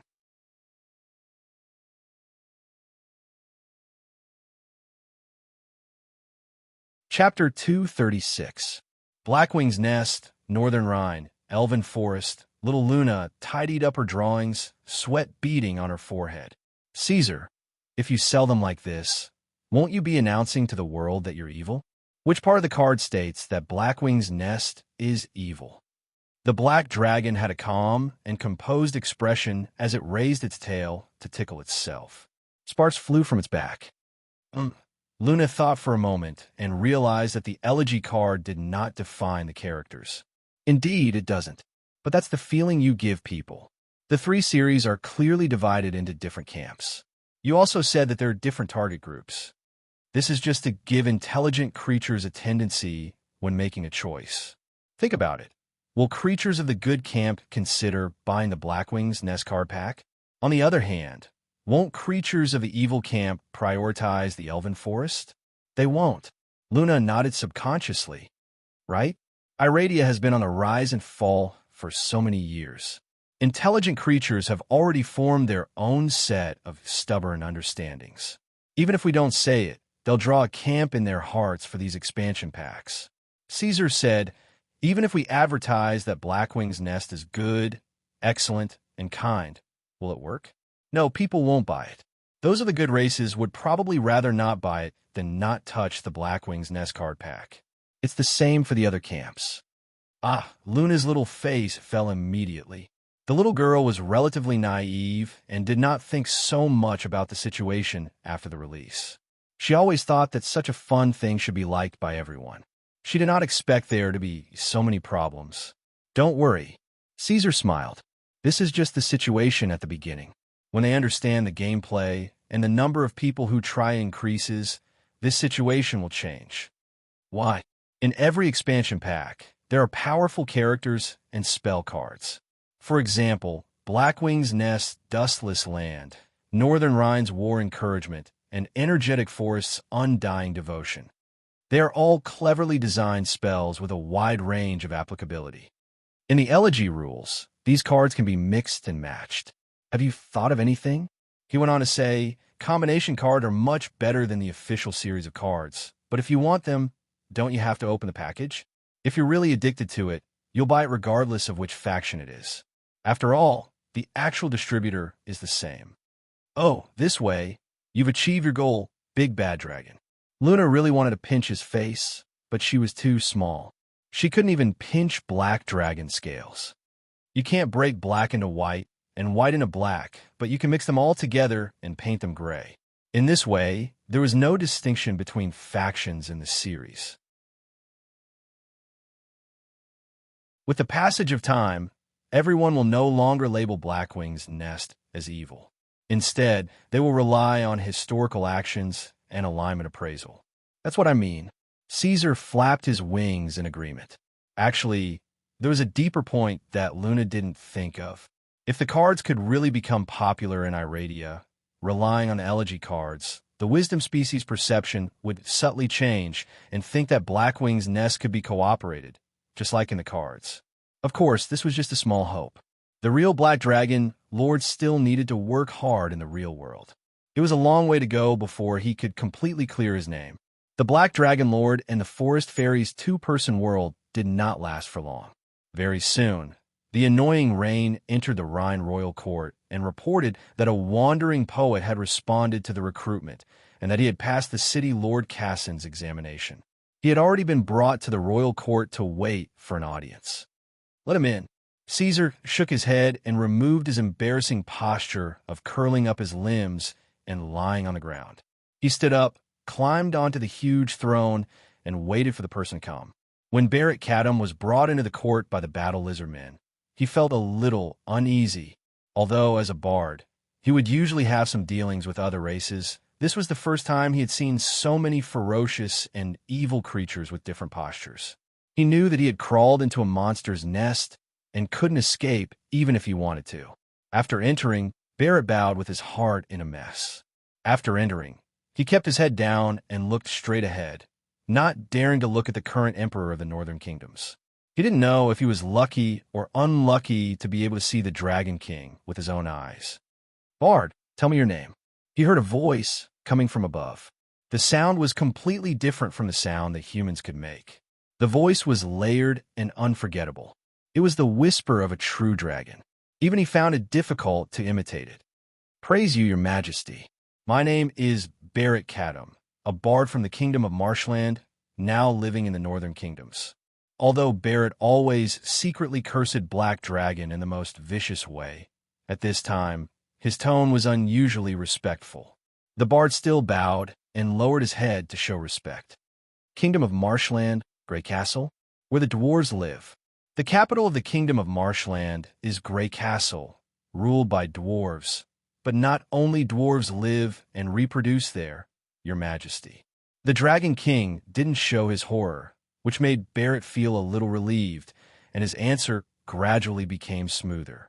After discovering that the Black Dragon seemed to be interested in the Kingdom of Marshland, the bard began to show his professional talent. He described the ecology and customs of the Kingdom of Marshland in detail, including some unknown secrets and rumors. He also sold them all. Okay, bard. After a while, Caesar got tired of listening to him and interrupted him. He changed the topic to the main issue. Raise your head and face me. This was a unique habit of this fellow. In Iradia, it was actually very rude to look up at a superior without permission. It could lead to punishment and imprisonment. But Caesar was different. If the other party kept his head down and prostrated on the ground, he would always feel that the fellow below was not listening at all. He preferred to look directly at the other party's face and eyes and talk. Orders could not be disobeyed. Barrett did as he was told and raised his head. Then his heart palpitated a little. Even though almost all the Northerners had seen the true face of the Dragon King through various channels, Barrett still couldn't help but be amazed by the aura that the dragon unintentionally emitted. Next, I will tell you why I asked you to come. Black Dragon stared at him and said, You passed the examination of Castellan Cassan? Yes, Your Majesty. The bard nodded, his expression a little strange. The reason was that the new Castellan Cassan was a fatty covered in fat. She said to Barrett that the fellow was simply a pervert. Not only did she ask him to imitate the accents and tones of various races, but she also asked him to demonstrate the howls of some animals. It was simply unbearable and abominable. Very good. Show me again according to her request, Caesar said as if nothing had happened. Barrett said,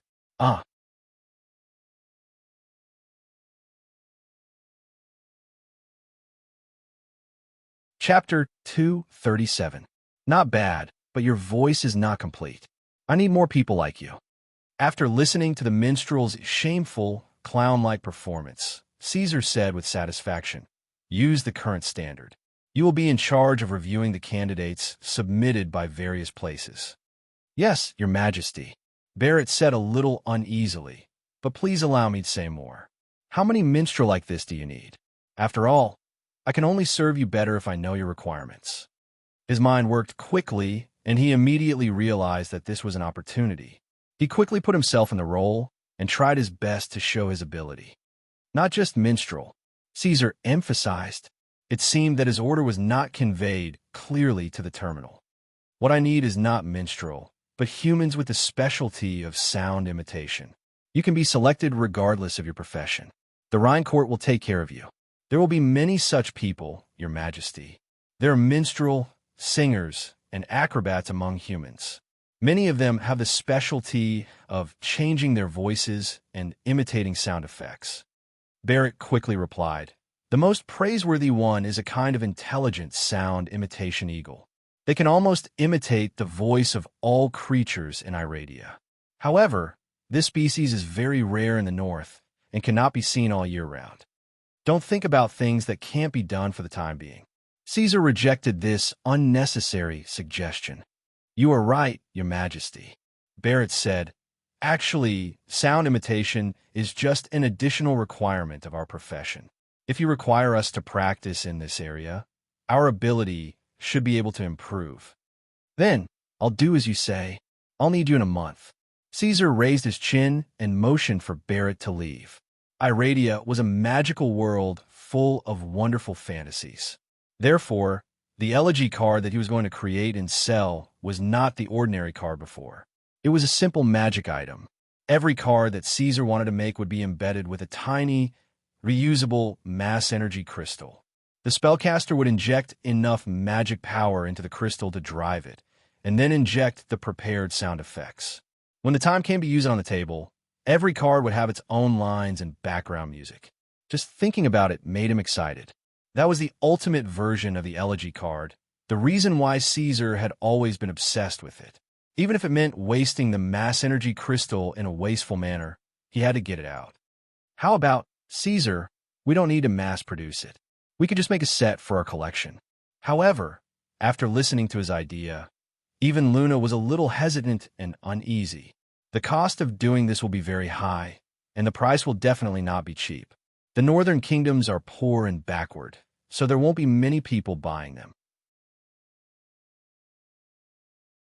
Even though Luna hadn't done any actual operations, nor had she seen the opening of the workshop or the recruitment of mages, voice impersonators, and artists, she knew from what Black Dragon said that Blackwing's Nest would definitely make a big move for this item. Even if Caesar was the king of the north and enslaved all the kingdoms and didn't have to pay anything for it, just feeding those people would be a huge expense. After so many years, Caesar had never failed. Luna didn't want Caesar to fail, but relying on this item to amass wealth and sell it seemed unrealistic no matter how she looked at it. Who said that my goal is only the north? Caesar shook his head. It's still in the experimental stage. When a market proves that the effect is good, I want to make the elegy card into a popular entertainment like poker and sell it to the central region, the south, the deep sea, the bottomless abyss, and the hell of Bador. What was that saying again? Set a small goal first. No. Luna hurriedly waved her hand. The big, stupid dragon thought too much and quickly dissuaded him. Caesar, you didn't think of the main point of the problem. In fact, ordinary people won't spend money to buy such expensive cards. Okay, she thought about it and felt that it was a little bad to directly reject Caesar's idea. Then she raised a new question. Even if it's like you said, in an ideal situation, the elegy card becomes mainstream and popular. But you can't stop the problem of theft. As long as the core rules and gameplay are mastered, any noble can make a copy of the elegy card. Luna hesitated. The Emperor of the Empire can't control the fishermen of the North Sea. You're now the king of the North. Even if you can control the whole North and not allow any plagiarists to appear in your territory, you can't control the trading city-states in the central region. You can't control the matters of the Empire where the sun never sets. She was right. The problem of piracy, not to mention the king of the North, even the king of the world couldn't control it. Because the intelligent species were not walking corpses. Whether it was humans, elves, or dwarves, they all had thoughts. Seeking profit was an instinct. Under such circumstances, even if the actual experience of pirated cards wasn't as exciting as the elegy card, if the plagiarist cards were cheap and widely available, the intelligent species naturally wouldn't choose the elegy card sold by the Rhine court. Bad money drives out good money. This was the principle. It was completely thankless, Luna thought. Yes, you're right, Caesar said with a smile. Looking at the little one's angry and anxious expression, he felt very happy. You're still laughing, Luna said loudly and flew up to bite Caesar's ear. To be honest, she was very concerned about this matter. But seeing the black dragon's indifference, the little one was really a little angry. But I can first walk this road to death and make others have no way out. What do you mean? Piracy. I'll do it myself. Caesar's words were shocking. He said with a smile, I never said that the elegy card would only sell this version. There's also a normal version, just like the original version we played. The cost is extremely low, and the price is 1% of the collector's version. At the beginning of the event, the Rhine court gave it to the market for free. I don't believe that the plagiarist didn't want to make money. Can he give it to them for free? Can he do better than the manufacturer? Actually, the elegy card wasn't meant to earn the money of the poor and slaves. Its real target is those capable adventurers, free citizens, nobles, and other upper-class people, using the income of the collector's version to cover the small loss of a normal version. As long as the elegy card is popular in the world, the collector's version will bring an unparalleled sense of superiority. And the upper-class people who have wealth and status will definitely want to be different from the ordinary people. If the effect is good, we can also release the platinum version in the future. Not only the sound, we can also put in the images. Caesar said with his cheeks puffed up, bragging in front of little Luna. But it was estimated that the platinum version would be extremely difficult to produce, and the possibility of releasing it was not high. If he really wanted to make it, where could he find the Infernal Lord and the Demon King to record the videos? Even if the Dragon King's name was very famous, he would at most be on the same level as these monsters. They would not care about him. Is that so? However, Luna was still frightened by this guy's picture. She could not help but think of the scene described by the black dragon in her mind.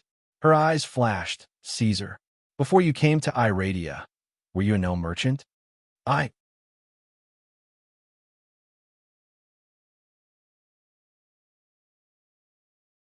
Chapter 238. In fact, what Luna did not mention was that there was another type of pirated product. It was a complete imitation of the collector's edition of the Elegy brand, and then sold it at a lower price than the official price. This was because the premium for the collector's edition of the Elegy was ridiculously high in the Rin Palace's predetermined price. Therefore, even if a pirated product was made exactly the same, there would still be a profit without cutting corners. Caesar, who came from another world, had already considered this problem and had prepared a plan in advance to solve it. Under the orders of the Black Emperor, the spellcaster team that had surrendered to the Black Wing's nest had long begun to research a set of complicated and easily identifiable anti-counterfeit symbols.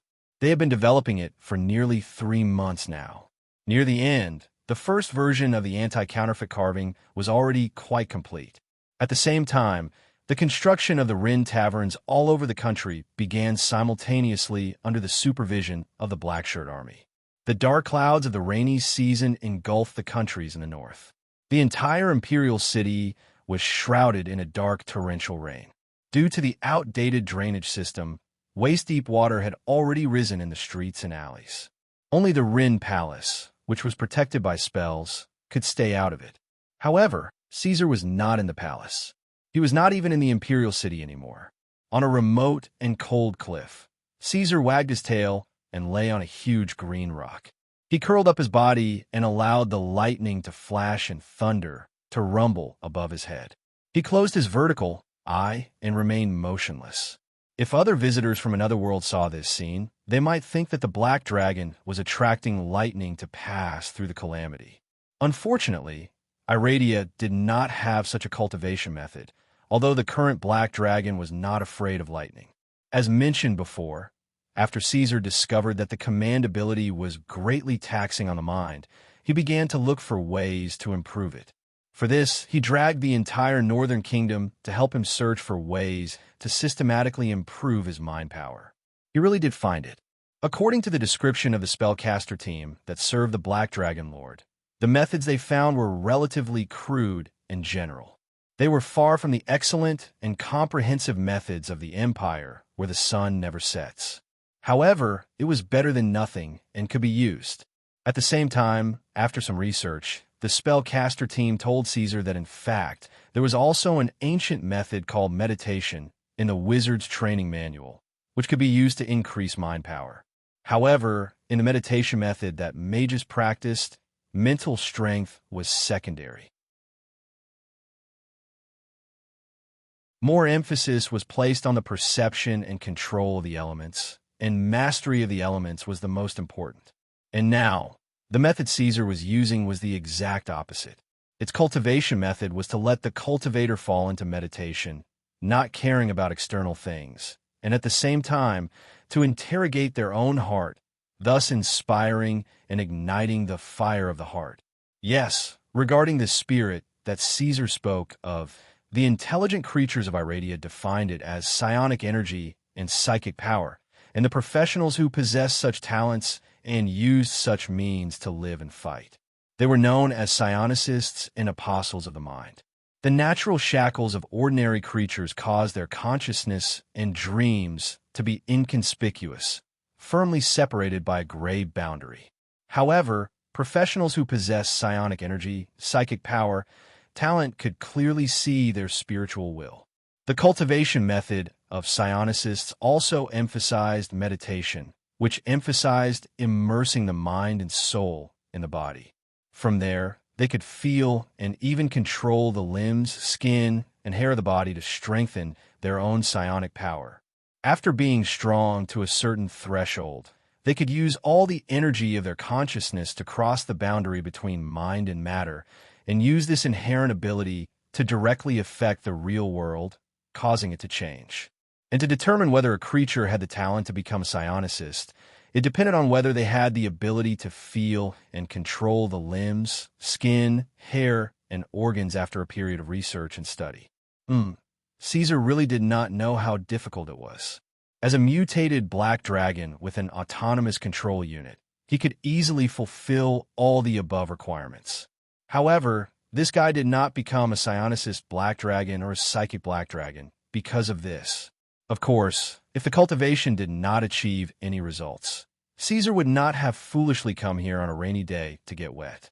After a period of research and experimentation, Caesar's body did not have any specific effects due to this series of cultivation methods. But one thing was certain, and that was that his mental power had indeed improved.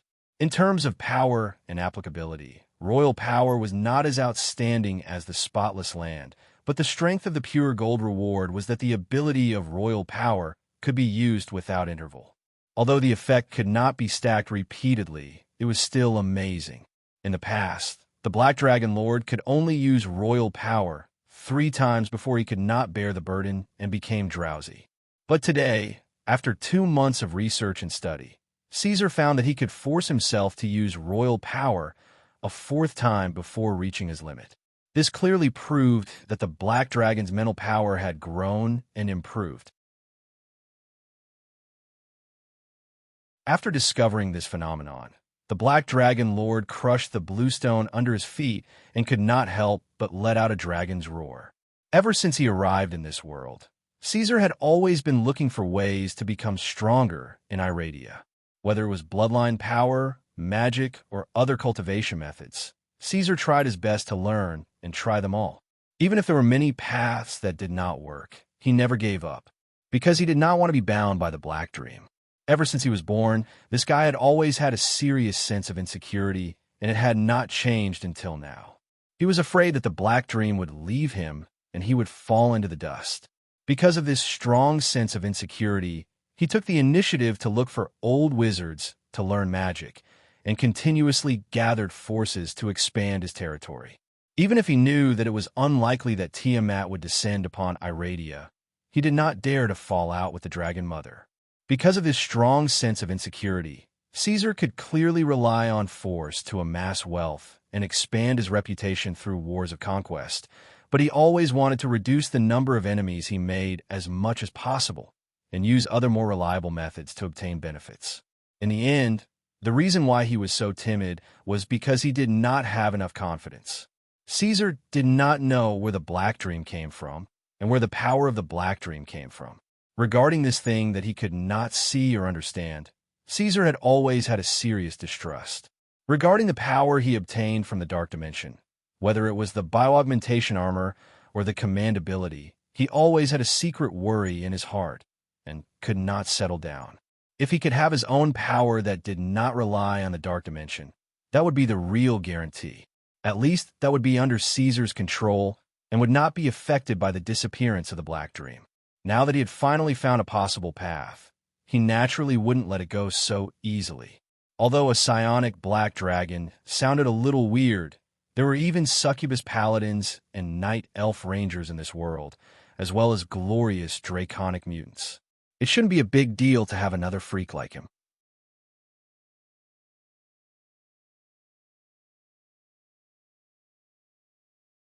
Chapter 239. The bonfire on the wall was burning brightly. Under the illumination of the fire, the projection of the black dragon on the wall behind him was like an undulating mountain range. However, the room was not hot at all. After moving to the Rhine Palace, Caesar's habitual desire to enjoy life had never changed. Thus, there was a huge block of ice that was hard to melt erected all around him. It was also supported by magic, constantly releasing coolness and dispelling the heat that always enveloped the northern lands.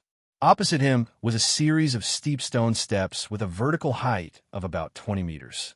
Although this was nothing to Caesar, according to the concept of humans, this was already quite steep. If they wanted to see the Black Emperor's throne, they would have to tilt their necks 90 degrees upward. This was the masterpiece of the spellcaster team. Usually, Caesar would sit on the huge throne at the top, issuing orders and summoning people. Originally, when he was the leader of Blackwing's nest, he did not think much of it. However, after ruling the various countries in the northern lands, Caesar gradually fell in love with this place. There was nothing easier to enjoy the fragrance of power than ruling over humans. The Rhine Palace was located at the highest point in the capital. Under the effect of magic, it continued to rise, showing its prominent position as the center of power of the various countries in the northern lands. When Caesar stepped out of the palace, he could see the capital stretching out in front of him. At the end of it were endless mountains. It was the Mostel Canyon that almost ran through the entire northern lands, separating the various countries in the northern lands from the wilderness, the old side of Blackwing, and the uninhabited lands further away. Under his feet was an elegant and tranquil garden, and behind him was a sea of flowers. It was hard to imagine that this was the environment around the nest of an evil dragon, but this was indeed the case, and it was even more beautiful than people could imagine. This is Queen Luna's garden. The leaders of the Blackwing clan called it in private. When the weather was good, the black dragon would enter the sea of flowers and bask in the sun with Luna. He would restrain his dragon's aura and allow the mindless bees and butterflies to fly around him. Occasionally, he would just lie down and sleep, letting out bursts of snoring. Although the north was a remote and desolate place, as the supreme ruler, Caesar enjoyed everything he could accept for his personal maidservants. His interactions with humans had also awakened a great deal of memories from his previous life. In his previous life, he definitely would not have been able to obtain these things in his dreams. The various countries in the northern lands belonged to the periphery of Iradia. They were too small and could not be compared to the city-states in the central region or the unfallen empire. Whether it was humans or other creatures, they were all very weak and lacking in various resources.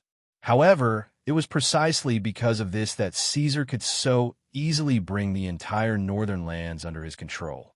It should be known that even though he had become a legend, in the developed regions of Iradia, it was still a fantasy for an evil dragon to rule over so many people.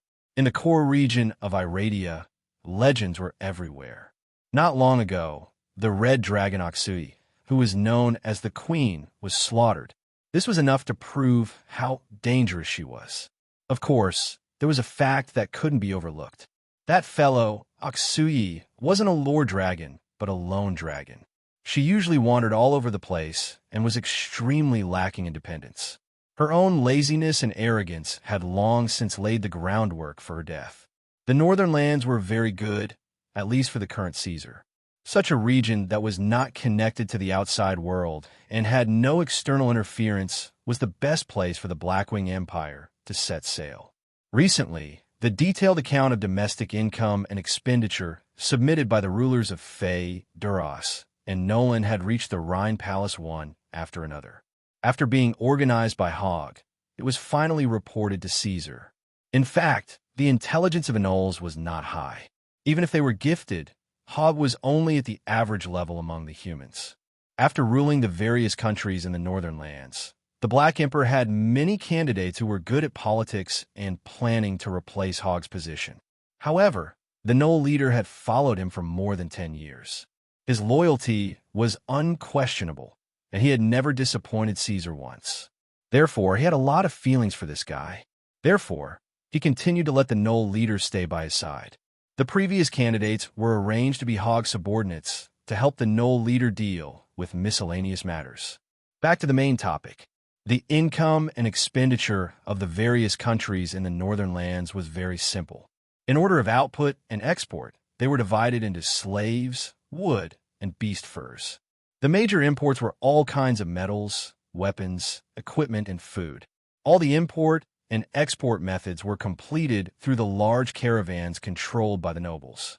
They traveled around the various countries until they reached the central city-states. Along the way, They sold everything and returned the way they came after purchasing the items specified by the nobles. Caesar frowned. The largest output of the various countries in the northern lands was actually the slave trade. As the ruler of the evil dragons, the Black Dragon himself was not too opposed to this evil business. However, the key to the problem was that the slaves sold by the various countries in the northern lands were not barbarians or natives captured from other places. They were the people of their own countries. It was simply stupid. Even the stupid and greedy kobolds would not do something as stupid as draining the pond to catch all the fish. These upper-class nobles would do anything in order to make money. When it came to wood, Caesar finally knew why Theron Gobi had become the Gobi Desert. Ungra, the Dragon of Calamity, had once mentioned that in her dragon heritage, Theron was originally a lush rainforest that was like a green field. The Orc fortress lived in it alone.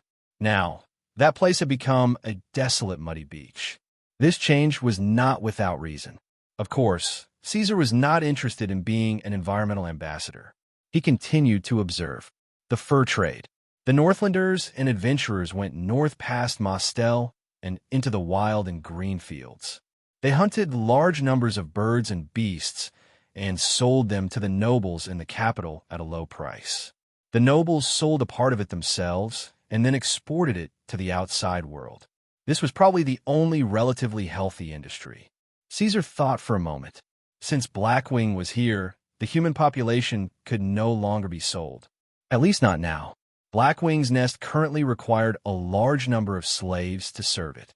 As for the other two, they could still be maintained. However, the control will be transferred to Blackwing's nest, and the court would control the sales. Just this alone was not enough. If he did not want the Blackwing Empire to fail prematurely and did not want to use his own money to subsidize it, Caesar had to think of other ways to get money. The elegy card could at most be considered a side business. Before he received feedback from the market, he could not pin his hopes on the cards. What should he do? John Arthur had already taken the time to leave Coer and head to the northern lands. However, he turned back halfway and returned to the central free trade city-state. It was not that there was anything wrong with his body. It was just that as he walked along the road to the north, as he got closer and closer, he heard more and more news along the way. Almost everyone said that the Dark Emperor had already reached the legendary realm, and that he was far from being comparable to the ordinary black dragons. He had almost endless power. There was a legend in the northern lands. John Arthur returned suspiciously. He felt that if the other party was really a legendary dragon, it was not worth taking such a risk to kill a Demolic. After all, a legendary ancient dragon was not something a legendary sword sage could compare to. To hunt a legendary dragon, to be safe, at least an entire team of legends would be needed. Moreover, the other party had dependents. Why not forget it? He thought that he might as well forget about it. After all, he had not told anyone before, and the people of Coer did not know what he was doing. It would not be embarrassing to give up halfway. However, after thinking about it, John Arthur still felt indignant. That undead scum was now hiding under the butt of a legendary evil dragon and living a peaceful and stable life. As for the so-called Dragon King, he did not feel the slightest bit of regret for killing his own people. This matter could not be left unresolved. Fine, pay the money and find the person. You're tuning into the Warrior Lore YouTube channel. Don't forget to subscribe and join us on this journey to catch the most captivating stories.